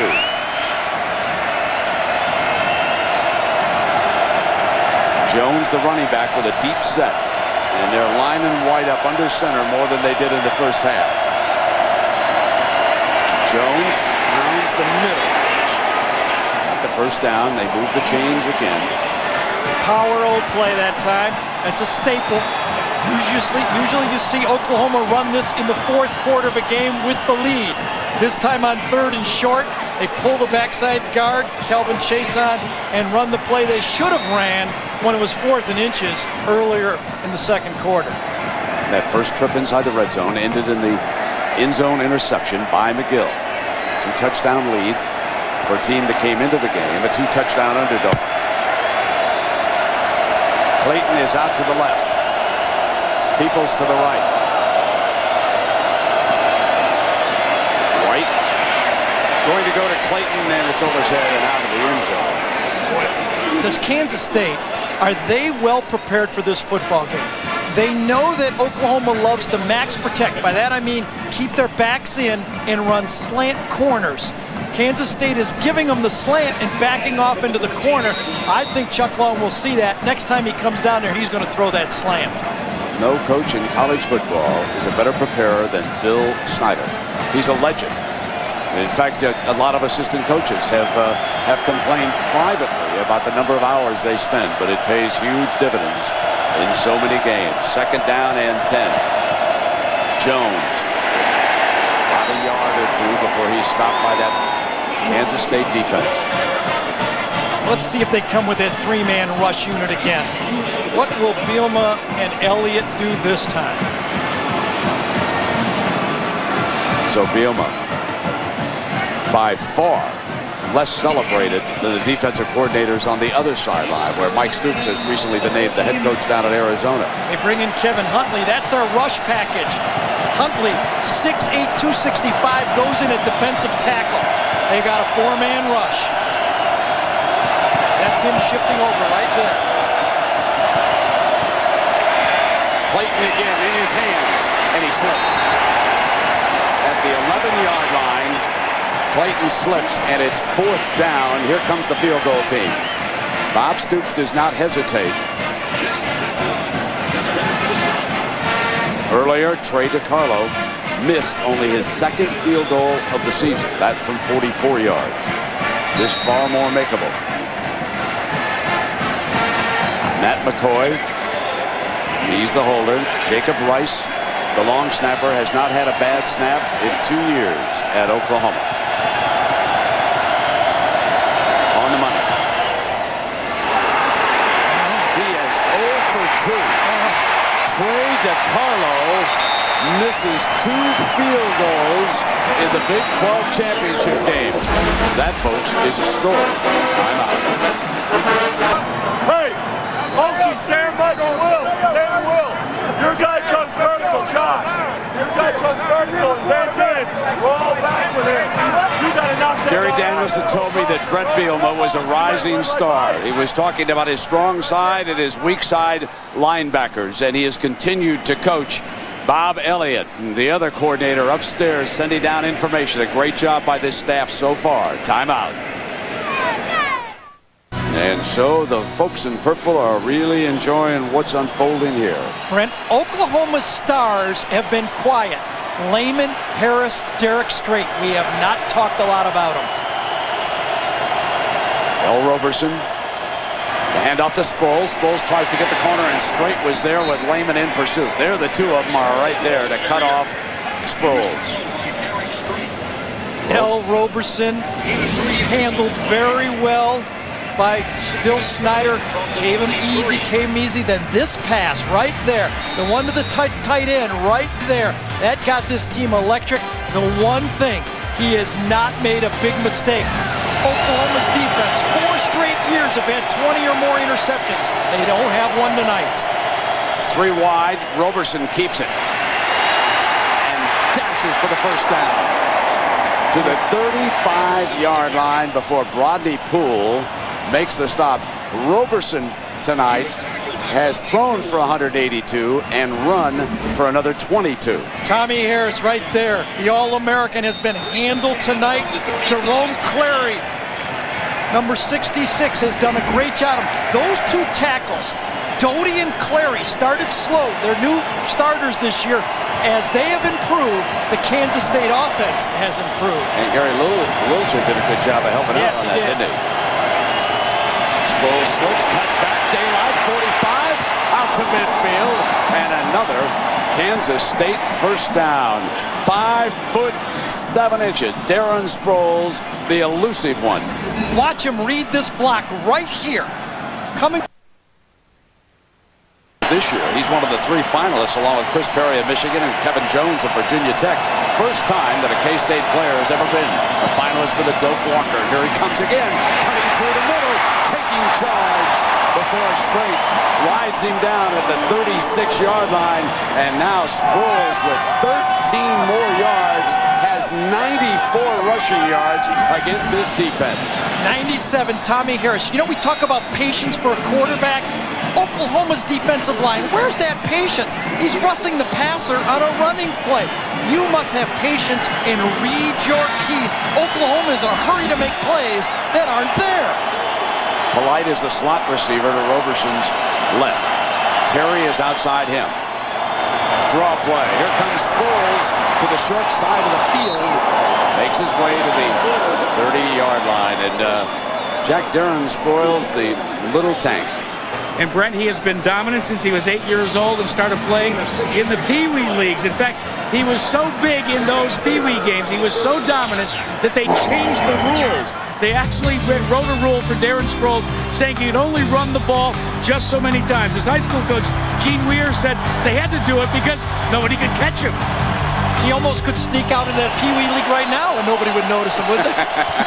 5'7", maybe 70 pounds. Roberson on the quarterback draw.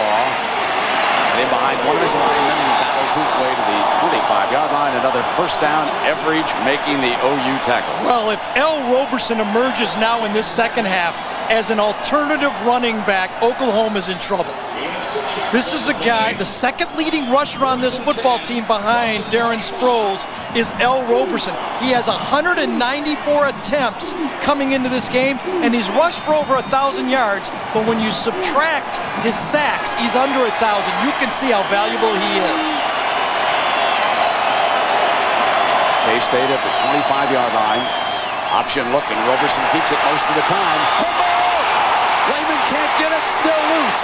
I think they got it. Lehman could not get the handle on the bouncing football, and K-State recovered it. It was one of those offensive linemen that were crawling on the ground. I think it's Nick Leckie, number 53, the All-American, that really just laid out. L. Roberson had the big fumble against Texas to turn that game around. Here he gets popped. Ball goes loose, and let's see who's yes, it is Nick Leckie. Watch him just crawl. Goes over the top of Lehman, reaches out with his right hand and yanks it in. Great strength at the end is Leckie from Grapevine, Texas. 6'4", 285, pulled it back in the center. All Big 12 team this year makes a huge recovery. Now on first down, Sproles spins in the hole inside the 10-yard line. Well, tomorrow night, after you find out who's going to the BCS Bowl games at 5:30 on ABC, check this out on ESPN. Our friend Reese Davis will give you the entire bowl lineup for the whole month of December and on through January 4th. That's at 6 Eastern Sunday. So you got a doubleheader. First you got to watch the Tito's BCS show, then you switch on over to ESPN and find out where your favorite team is going overall. Second down. Roberson keeps it. And he's ridden down at the 10-yard line. Jackson in on that play. So Kansas State shocking the college football universe here tonight. L. Roberson, 6 of 12, 182 yards, but 3 of his 6 completions have been for touchdowns. This one a 63-yarder to Terry. So 50% of his throws tonight have gone for scores. This one to Sproles. Looking for the record breaker. He has tied the Big 12 championship record. Brandon Stewart of Texas A&M in that big win over Kansas State. Threw 3 in that game. Looking for the record. Got it. Touchdown. And he throws it back. I think it was Polite got it. Number 2. Antoine Polite. Boy, look at a play-action pass play on 3rd down. If you can run the ball, you can control linebackers. They fake it to Sproles right there. Comes open, holds the linebacker. There's Polite right behind him. A strike. Look at the strike. Wide open. Brandon Everidge can't get there. And that is a beautiful throw and a beautiful play. Let's go back to that fumble now that Oklahoma could not recover. That is a huge swing in this football game as Ream, a chance to put him up by 3 touchdowns. Polite's first touchdown of the year. Coming across a little bootleg, freezes the linebackers, and look at that. L. Roberson and Kansas State lead it 28-7. Mike Stoops in his last game as the defensive coordinator before he takes over the reins. Prior to the game, the man who gave him a chance to be an assistant coach, Bill Snyder, in a very warm conversation prior to the game. But now Stoops is in uncharted territory. They have given up 4 touchdown passes, a Big 12 championship record. The story there is Mike Stoops was the defensive coordinator on the night that Brandon Stewart shocked Kansas State in overtime in a Big 12 championship game. This is Bradley for the Sooners. And of course, the story that is going to make the rounds after this game is the fact that Mike Stoops was probably distracted by the fact that he had been selected as the head coach down at Arizona. However, that would detract from the job that is being done right now by Bill Snyder's coaching staff, along with Roberson, Sproles, and the offensive and defensive lines of this Kansas State football game. This is the Pontiac High Performance Drive summary. 9 rushes and 1 pass.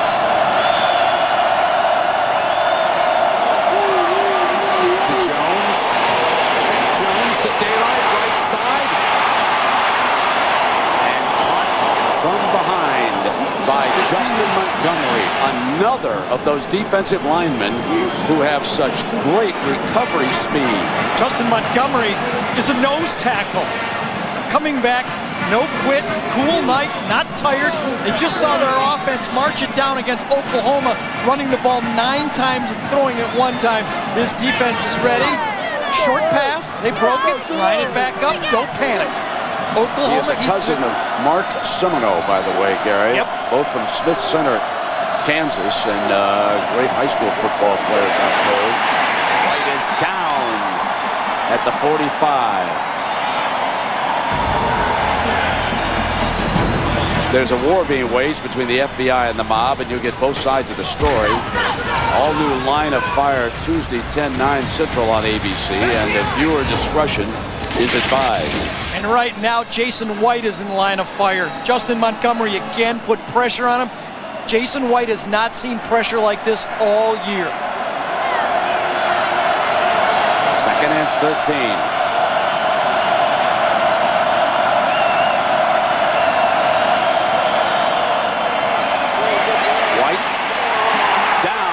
He could not step away from the outside pressure by Scott Edmonds, the sophomore defensive lineman from Kansas City. So he comes home and makes a big play. Jack? Brent, it's obvious you can see the frustration on Jason White whenever his defense is out on the field. Sometimes in that situation, coaches have to state the obvious. Cale Gundy came up to him and the rest of the skill players on offense and said, fellas, we can still drive the ball.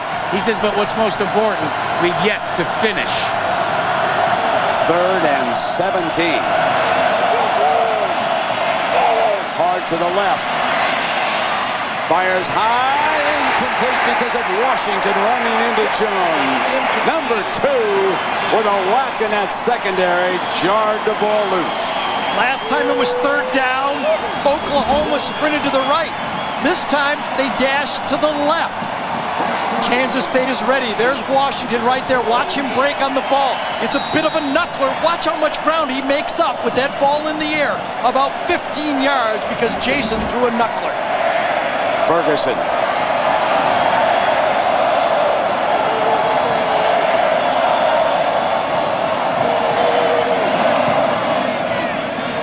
Sproles looks for the coverage.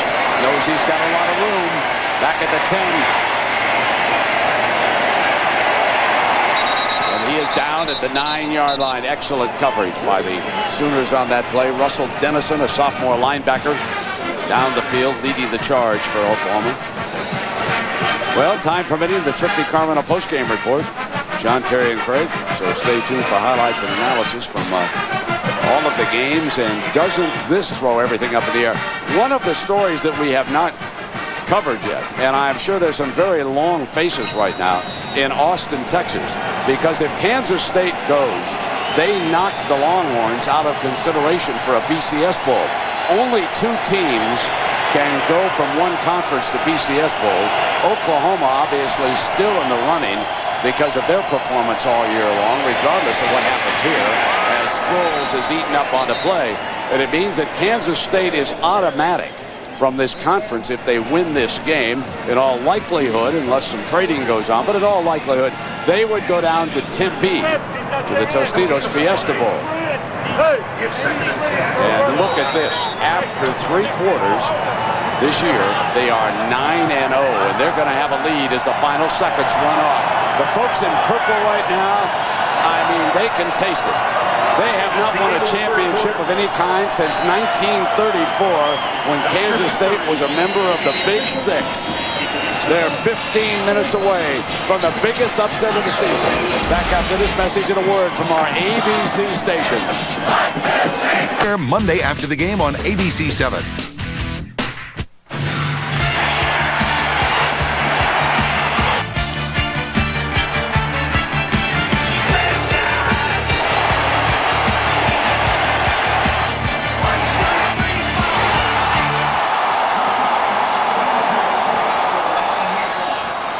The pressure builds now.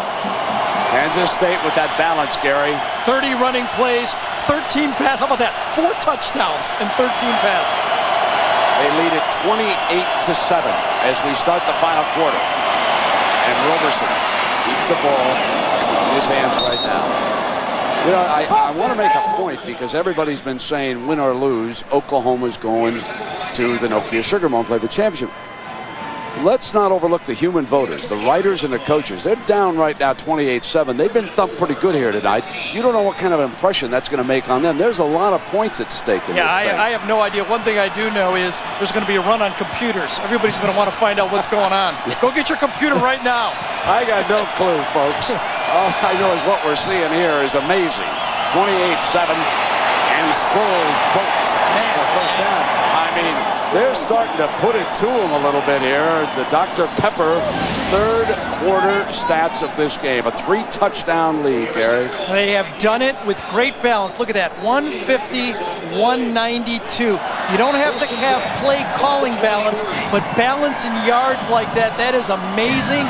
Oklahoma's lack of ability to run, and you know what, right now, it appears that Oklahoma's like the big bully on the street. He's never been knocked down before, and he's not used to it. Bill Snyder is hiding some internal feelings right now. He is so excited about the possibility right here. He has to keep thinking about what to do.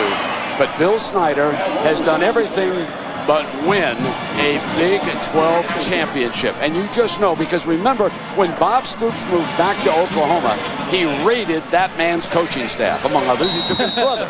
Mike Stoops down there. He took Brent Venables. There were bad feelings around on both sides as a result. There is no one in a championship game that Snyder would rather beat than the Stoops brothers here tonight. If you've never made the drive from Kansas City to Manhattan, Kansas, you have no idea what a great job this man has done in building this program. Roberson off the fake. Got an open Polite. Got him for the first down at the 41-yard line. L. Roberson with a beautiful ball fake that time. 33 more yards passing. Play action passes in the fourth quarter. We knew it was going to be key. There's Polite, middle of the field. Brandon Everidge stops on the tight end right there. You got to be as deep as the deep. He bites on the tight end. Lack of confidence. Too much. Trying to make big plays. Oklahoma's trying to make things happen that aren't there right now. Play action passes in the fourth. Bill Snyder is in heaven right now. Roberson will keep it. About 80% of the time when he shows option, he'll keep it in his hands. And Jack, what do you hear about Dvorak down on the field? Well, Brent, they tried to go without Dvorak. When Dusty came off the field, he took a very hard hit on his left lower leg. He cannot get down in a 4-point stance very comfortably. And when you watch him out there, because he did come back out, he can't fire off the ball the way he did before. He's playing with a wounded leg. Look how many Oklahoma guys have their hands on their hips out there. 2nd and 7. Roberson with the pitch to Sproles, who's bottled up on the sideline. And going nowhere as Teddy Lehman brings him down. Really surprised by that play. Option, not second guessing Bill Snyder. He knows more than I ever knew. But that is a dangerous play. Into the sideline. Right now, I think it's quarterback draw, and if you throw the ball, throw it deep. How would you like to have 8 completions for 225 yards out of your quarterback? You can just think of the emotions. Snyder taking over a program that, if not the worst in the country, was certainly amongst them. And turning Kansas State into a power. Perhaps the greatest turnaround in college football history. And now he has got a team that's been compared with the very best of all time on the ropes. Sproles reaches down, picks it up, and straight tackles him. 4th and long. And John, what's going on in the SEC? All right, John, and here, of course, Oklahoma in deep trouble. This will come out, I believe. Did he touch it, make the play? I thought it was into the end zone. It is. They're calling it a touchback. Yep. So it'll come out on the 20-yard line. Time running down. Team unbeaten and ranked number 1. Now, with Pete Carroll and USC having won big, and with LSU and Nick Saban winning big, and Oklahoma being beaten up rather handily by Kansas State, will the Riders go 1-2 and drop Oklahoma to 3? I mean, there are so many storylines unfolding here tonight as White complete to the left side and Buell is over there defensively. Now, the Pacific Life game summary, and Gary, I'm going to turn this over to you because you think this was the turning point. Absolutely. 14-7 game. This is a touchdown. If Teddy Sims doesn't get his hand on that, and then Jason White tries to make something happen on 3rd and 5, it's picked off by James McGill, and that 14-14 game turns into a 14-7 game. 4 plays later, the screen pass to Sproles for a touchdown. Now we've got 3rd down, 10:24 to go after that incompletion. We'll take a look. Jones was out here, was very well defended. In fact, K-State fans were hoping for an interception on that play. Yep. And it went through Jones. Here's your 3rd down, and in talking, Gary, the Sooners almost have to score every time they touch the ball right now. I think the most they're going to get the ball is 4 more times in the game. They're down 3 touchdowns. You could get an onside kick to change it, but you almost have to score every possession. So here's a big 3rd down for the Sooners. Picked off, intercepted by Teddy Sims. Touchdown! The dagger is delivered by the young man who deflected that ball earlier in the end zone. Races into the end zone, and suddenly, folks, this is not a close loss. This is a runaway for the Wildcats. How wrong could I be? I said Kansas State had absolutely had a chance to beat Oklahoma, but they had to win by a TKO. They've got the champ on the mat, and it 8 count. They could knock out Oklahoma in this football game, and they could knock Jason White right out of the Heisman. A stunning score at Arrowhead Stadium in Kansas City. OU fans are shocked. It's 35-7. A 2-touchdown underdog, so well coached by Bill Snyder, is now just 10 minutes and 16 seconds away from a championship. Linebackers, as Sims has just taken the interception into the end zone for the Wildcats and moved them ever closer to their first ever Big 12 title.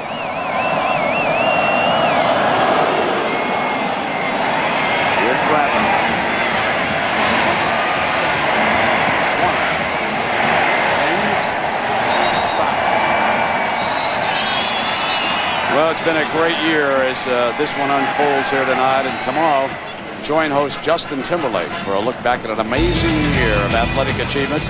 The Thrill of Victory 2003, presented by Bank of America. ABC Sports Year in Review tomorrow at 3:30 Eastern, 12:30 Pacific, right here on ABC Sports Championship Television. Well, we better open up a little window for this game, folks, in that show tomorrow. Yeah, you're right. Because Bill Snyder and Kansas State closing in. Clayton goes in motion. White's under pressure. Knocked away again. Number 23 makes the play, Jesse Tetwan.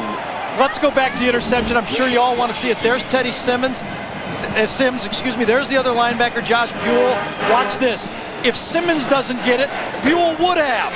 Jason White forcing the ball inside. Bad decision, one of the worst decisions he's made all year. Actually, maybe even worse than the one near the goal line. That is a bad one. 2nd and 10. Complete to the 30-yard line. So they're about 3rd and 5. Cedric Williams making the defensive play as we check in again with John Saunders in New York. At the 5. 3rd down and 4. White's got Clayton.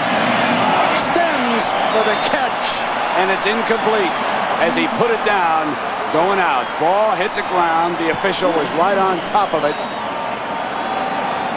Get used to the look that Kansas State will play the rest of this game. Safeties are 15 yards and backing up at the snap. Everything will happen underneath the rest of the football game. They'll play clock, they'll play conservative, and they will force Oklahoma, if they do score 2, 3, 4 more times, to do it the long way. It's 4th and 4 with 9:27 to go. Over the middle, 1st down. So they move the chains as the tight end Lance Donnelly makes the grab for the 1st down. Anything but a big play. This is a defense that Bielema and Elliott learned at Iowa. Iowa plays the same style as now the hurry-up comes for Oklahoma. They're not just using shotgun, forcing a timeout by Kansas State. One of the coaches who has done such a good job, Brett Bielema, with the K-State defense. The highest scoring team in Oklahoma history has been held to 7 points in the Big 12 championship game.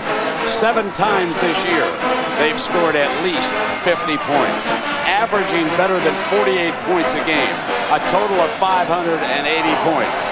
The Wildcats did not believe in all that press, and again, this is why they play the games. Under pressure, the screen, a good call, and Jones doesn't get much out of it as Rashad Washington, the safety who's been all over the field, makes the play. And of course, at the end of the game, we'll select a Chevrolet player of the game from each team. Chevrolet will make a $1,000 contribution to each university's general scholarship fund. It is amazing to watch Kansas State keep all 3 linebackers on the field the whole game. White looking for someone to clear. Almost intercepted as Tetwan came over the top. A shocker unfolding at Arrowhead Stadium. The Kansas State defense has stopped the run, deflected the pass, intercepted one in the end zone, and they have abused Jason White. 2 interceptions here tonight. That one for a touchdown by Sims. 3rd down, 35-7, K-State leading. 3 wide to the left. Fires middle high. Jones got it. 1st down, Oklahoma.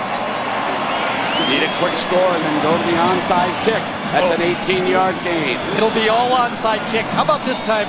Kansas State only rushes 3 defenders.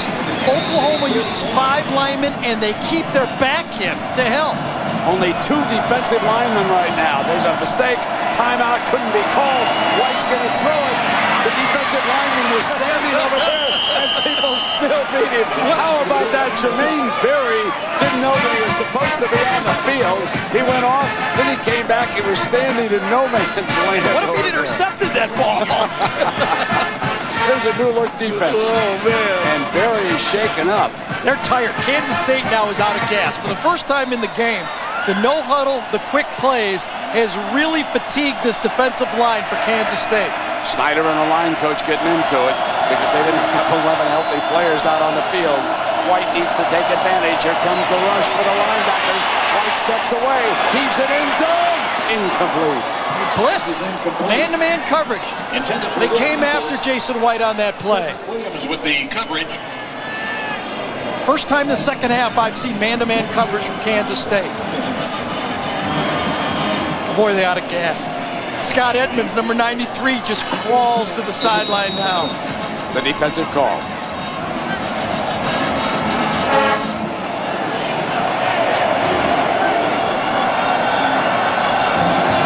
There's Edmonds, look at him. He can't get it. Clayton is off to the left. Now in motion through the formation, all the way out to the right. Deflected, incomplete, and it's 3rd and 10. One of the keys you must remember when you play a shotgun team, they like to throw a lot of short balls. Justin Montgomery that time, number 92. You gotta get those defensive linemen. If you can't get to the quarterback on the short passing game, get your hands up. There's Justin, he's had a great game, plugging inside and just gets that right paw on the quick slant. 4 down territory. 4 down game for Oklahoma.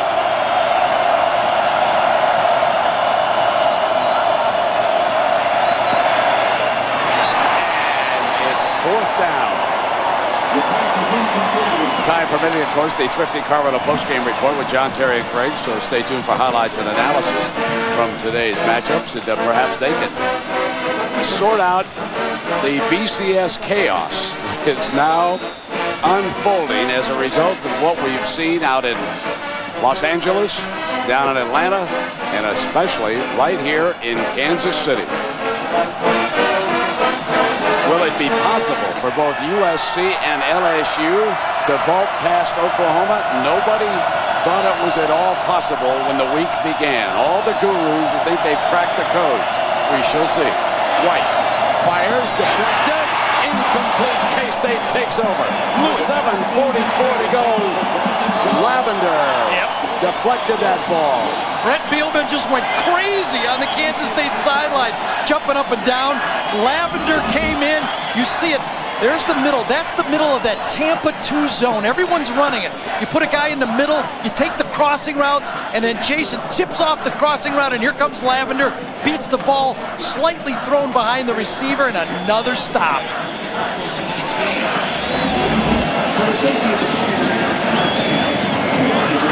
So we'll take a break.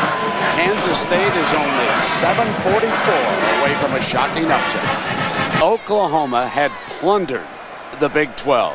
You can see the comparison of the school's averages and what they did against this OU defense. Pay a particular attention to Colorado. They put up a good stand against them. But then take a look at what Kansas State has done here tonight. They have put 35 on the board. And Sproles takes off in a foot got him out of bounds, but there is a flag back by the line of scrimmage. And it's interesting that just during that commercial, Lynn Stiles of the Kansas City Chiefs front office came in here and made the observation to me that Sproles reminded him of Dante Hall. And with that speed down the sideline over there, it was certainly reminiscent of the little fella. Covered a lot of real estate here. He's much bigger than Dante. Runs like him, but he's bigger than him. This might be against Oklahoma. I'll tell you, he ran right by Derek Strait, and Strait had the angle on that play also. I was shocked that he ran by Derek Strait like that. There's a lot of meeting going on here. You know, Gary, thinking of the Big 12 Championship and the many great games that I have seen unfold, the very first one. The formation was legal. There were 7 people on the line of scrimmage. Therefore, there's no flag. So it has been picked up, a 60-yard run as we take a look at this play, and you watch the great running back, which takes me back to the first game. Texas was a heavy underdog against Nebraska. Ricky Williams and a fellow by the name of Priest Holmes were the running backs that night. Dick Vermeil happened to be the analyst. Priest Holmes had a huge game. Yeah. And guess who now carries the load for Vermeil, having been picked up as a free agent when Carl Peterson got him away from Baltimore. So the Big 12 plays a role with these Kansas City Chiefs who play Denver tomorrow.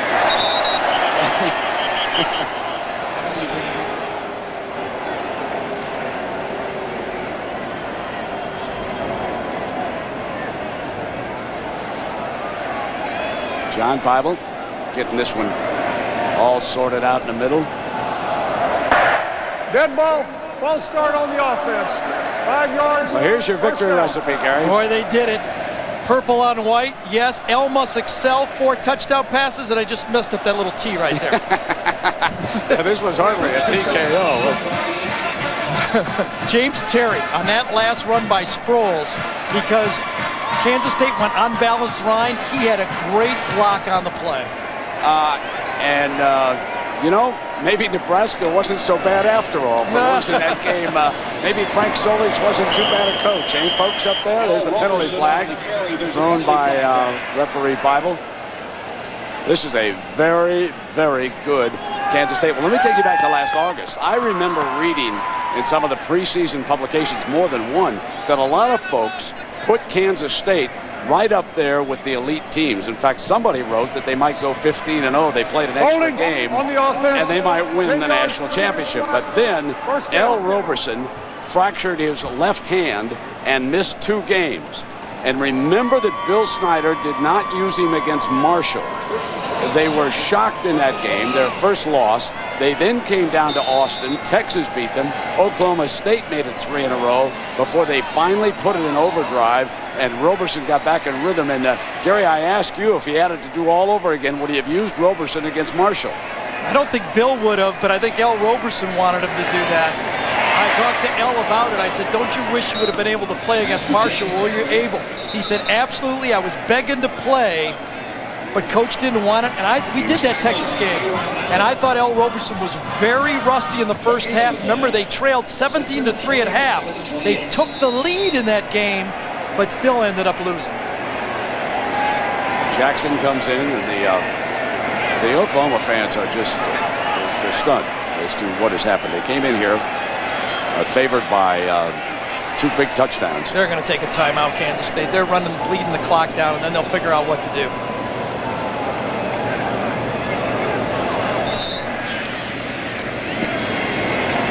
And let's check in with John on what's happening. Well, it now becomes a jump ball amongst 3 schools who are certainly on the sugar trail. I mean, 2 of these 3 are coming to play in the Nokia Sugar Bowl. And the question is now, in my mind, will USC and LSU jump Oklahoma in one of the human polls? And the coaches, of course, vote in one, the USA Today, ESPN, and the AP poll, it's the writers. How will they evaluate what's unfolding here this afternoon and tonight? I don't think anybody thought that Kansas State could dominate Oklahoma. I think there's a lot of people who thought they could upset them. but not by what's happening here at 35-7. This is just a shocking score as Thompson begins to lumber up here on the sideline. Yeah, this Kansas State team is constructed in a way that should be able to give Oklahoma trouble. This much trouble, nobody would have ever believed. But Oklahoma, like a lot of undefeated teams, hasn't been used to getting knocked on their butt. They lost confidence. We saw it right away from this guy, Antonio Perkins, when he got beat on the play by James Terry, and it seemed to spread throughout that Oklahoma defense.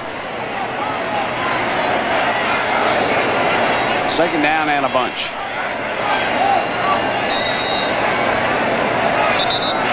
Flags fly.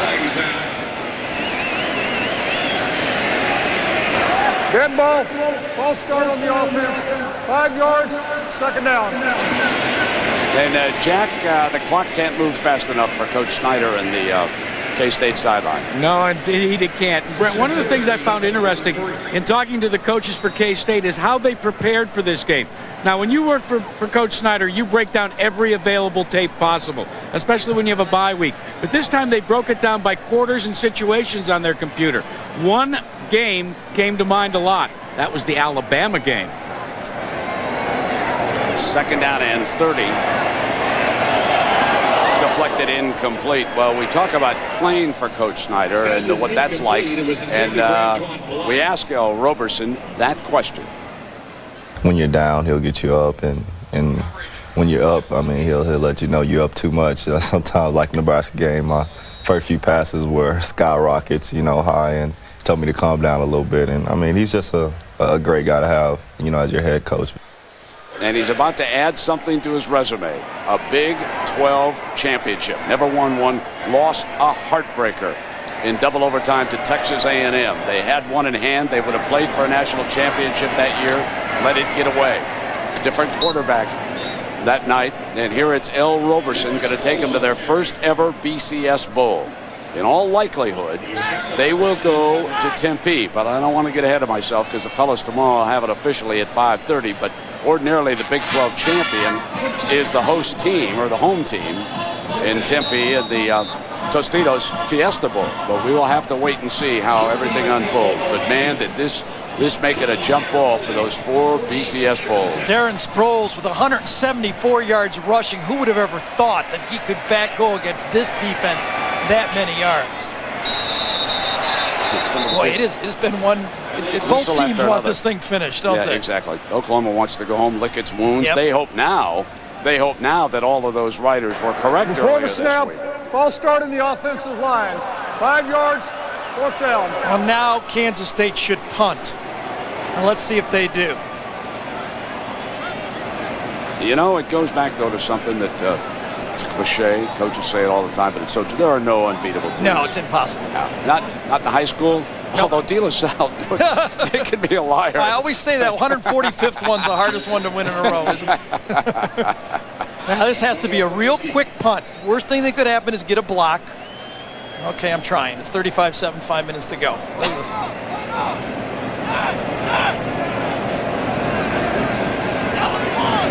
Well, I'm surprised. Oklahoma's playing safe.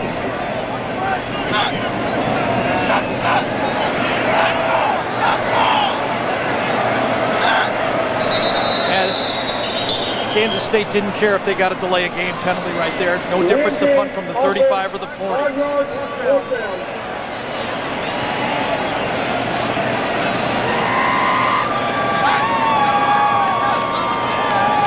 Defense declined the penalty, therefore 4th down.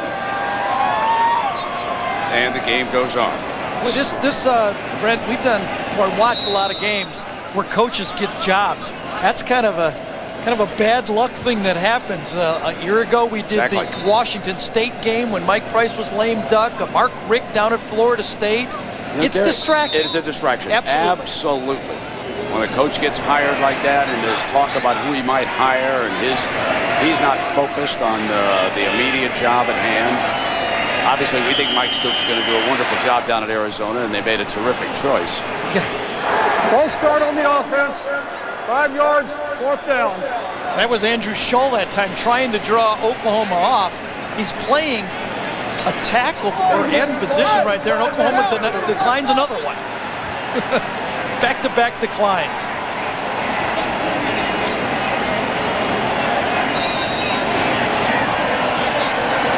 Sooner or later, they got to punt this thing. You would hope. Jared Bright.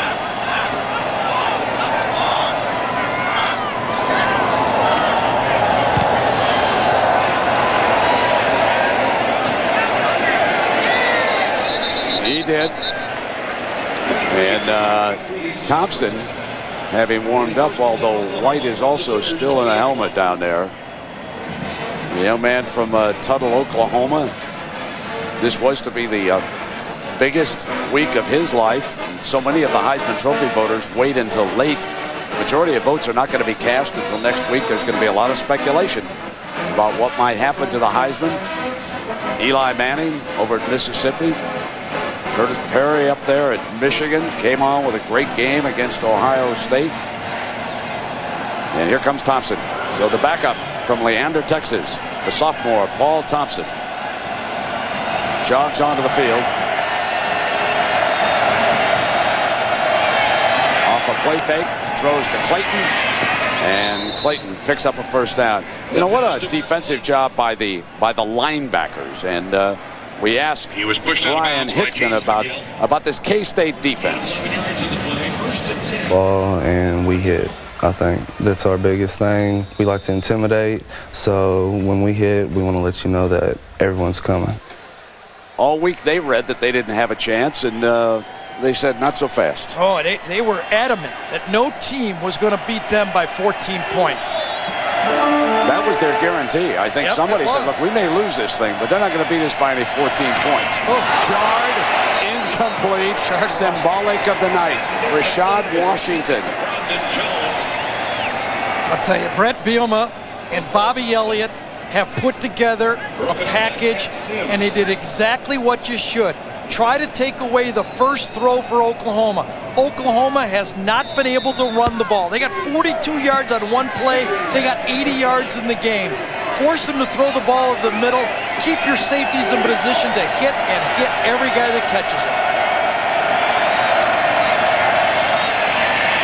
Thompson struggles out to the 38-yard line. 35-7. And Oklahoma, remember, scored on its first possession here tonight. They have missed 2 field goals since then. They had another pass intercepted in the end zone. And they're trailing by 28. And you can see our yardage totals here tonight. Well, look at that. Look at that. Look at that balance. Within 3 yards by Kansas State.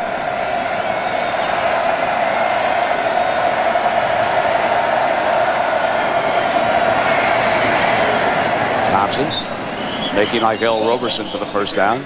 Kansas State has been coming on. The last 3 games coming into this game, they gained 1,500 plus yards in offense.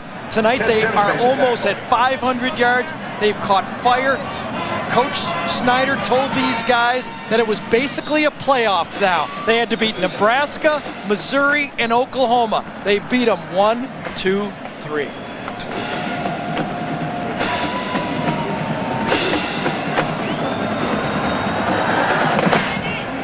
Well, offside defense, 5 yards, first down. Jason White tonight finished up with 50 attempts for 298 yards and 2 interceptions, one of which was returned for a touchdown. This would be the first time that Bill Snyder has beaten Bob Stoops since Stoops became the head coach at Oklahoma. Thompson with a beautiful spin move. Finally down at the 35-yard line. Derek Marceau tripping him up off the bench over there for K-State with a nice stop. It is 3-0. And in the last game in Norman back in 2001, the final score was 38-37. Oklahoma, he played them right down the wire. L. Roberson had a great football game in that loss. Roberson passed for 257 yards, rushed for 115. Tonight he passed for 227, but 4 touchdowns. And he also rushed for 61. This is one of those games where you give the game ball to everyone. It has been special teams. The defense answered the bell. Remember that punt that hit into Travis Wilson early, and they stopped him right there. It has been offense. It has been a complete team effort and a smashing victory for that guy and that staff.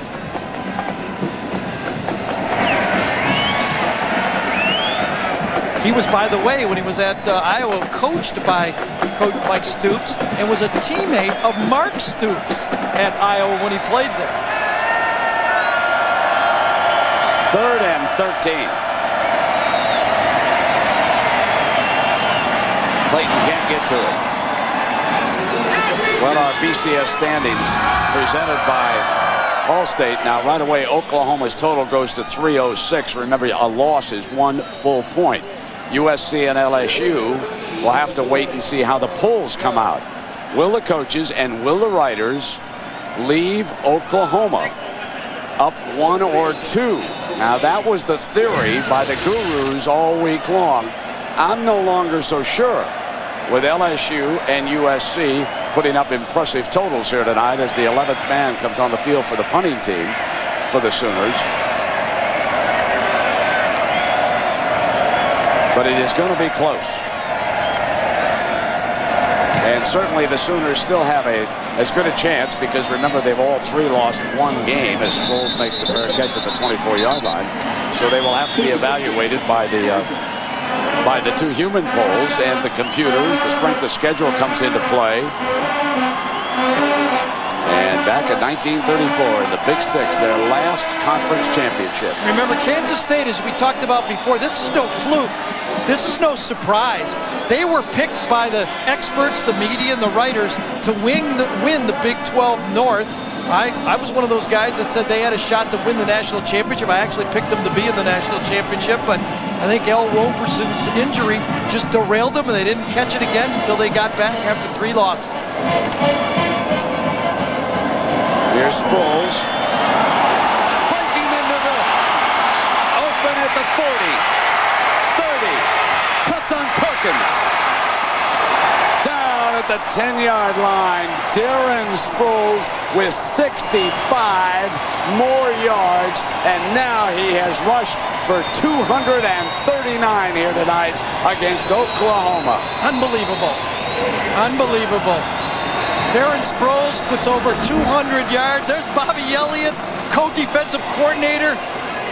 Came from Iowa. He knows this football game is a success. And now watch it. He popped it. Go for it, Darren. Bobby has been through a lot, Fred. We know that. He was at Iowa. He got sick. He battled cancer. Had to step away from coaching. Has come back with his good friend Bill Snyder back in the football. And talked to him before the game. He said he's feeling great. Sproles has just put up a Big 12 title game record with 237 yards. Roberson put up a Big 12 title game record with 4 touchdown passes. Those are huge numbers against this Oklahoma defense. Well, I wonder if the Nebraska coaches thinks Kansas State's running up the score here against Oklahoma. Yeah, they'll come down here and accuse them of running it up. Give me a break. Look back in the record book at some of those scores, please. You don't get me started on that again. Why did you bring that up? Well, that happened right at the end of the Nebraska-Kansas State game when Bo Pelini, defensive coordinator, charged out on the field to Bill Snyder, and that didn't last too long, and now Kansas State running it up on number 1 Oklahoma. 2nd down and 10.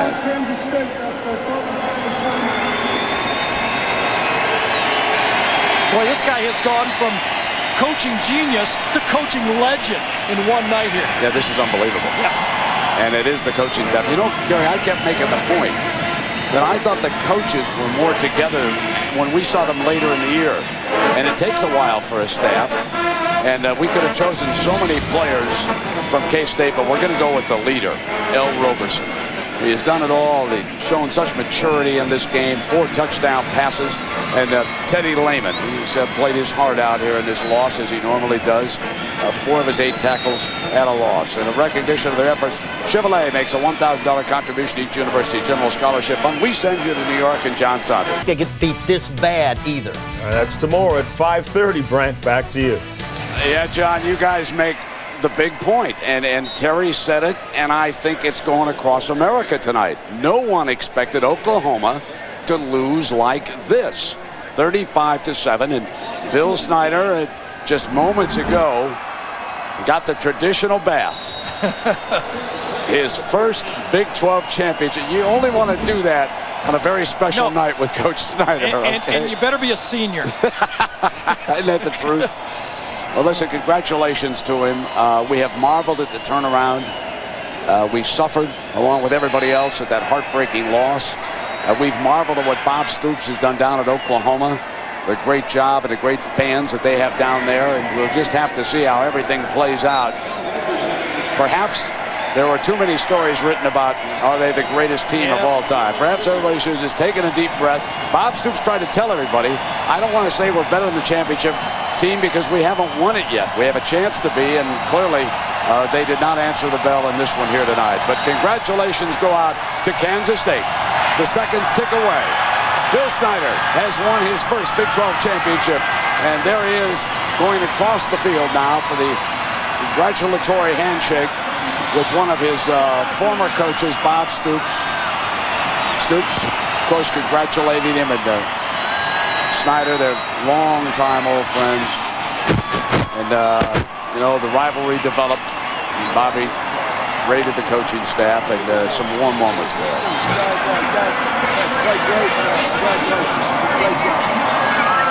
A couple of very class guys. Let's go down to Jackaroo. Well, Coach, getting the congratulations from Brent Venables. This final reminder that fans can pick up the Coach, I would have to think the understatement of the day would be this is your biggest win. That's your statement or mine? Mine. Okay. That's fine. What was the turning point? What was the key tonight, Coach? I just kept playing. You know, it was, you know, I don't know that, you know, Jesus, man, it's going to be all right. We'll be okay. Okay, relax. I think it was just that our players kept playing. You know, nobody got too high. I mean, there was a lot of excitement, but they kept playing, and that's what you have to do. You got to play 4 quarters against a team like this. What about the performance of Darren Sproles and your quarterback, L. Roberson, and your defense, for that matter? Well, I'll tell you, if you've got do you have a vote for the Heisman? All right, who would you vote for? Tell me, Jack. Who would you vote for? I'm going to have to make that decision this week, Coach. Well, if you do, don't forget Darren Sproles, who is probably the leading all-purpose rusher in the country, and you see why. And if Heisman people saw him, they would understand what I'm talking about. And I do. Congratulations, Thank Coach. you, Jack. Thank you. Bill Snyder, he's one of a kind. And he's not beloved by the media, and you can see why. But he is one heck of a football coach, and now Jack is with L. Roberson. My friend, congratulations. Big win. Tell me how you guys accomplished it. What was it like back in Manhattan all week when you prepared for this game? Man, we just knew that we had a chance. Everybody doubted us. They didn't think we could do it, and that just motivated us. We came off a rough year in the middle of the year, and we just wanted to come out and just finish up strong, and my team rallied behind me, and we got it done. Let's talk for a moment about what the coaches told you before you came out here. What were their last words to you, El? They would just go give it your all, no matter what. Give it your all. Everybody don't expect us to win, so go out there and play your best, and that's what we did. Congratulations. Thank you, Coach Dale Miller. This was for you and your son, Cancer. We love y'all. Keep it up. Keep the fight. Brent. A wonderful thought from L. Roberson. As Kansas State shocks the world 35-7.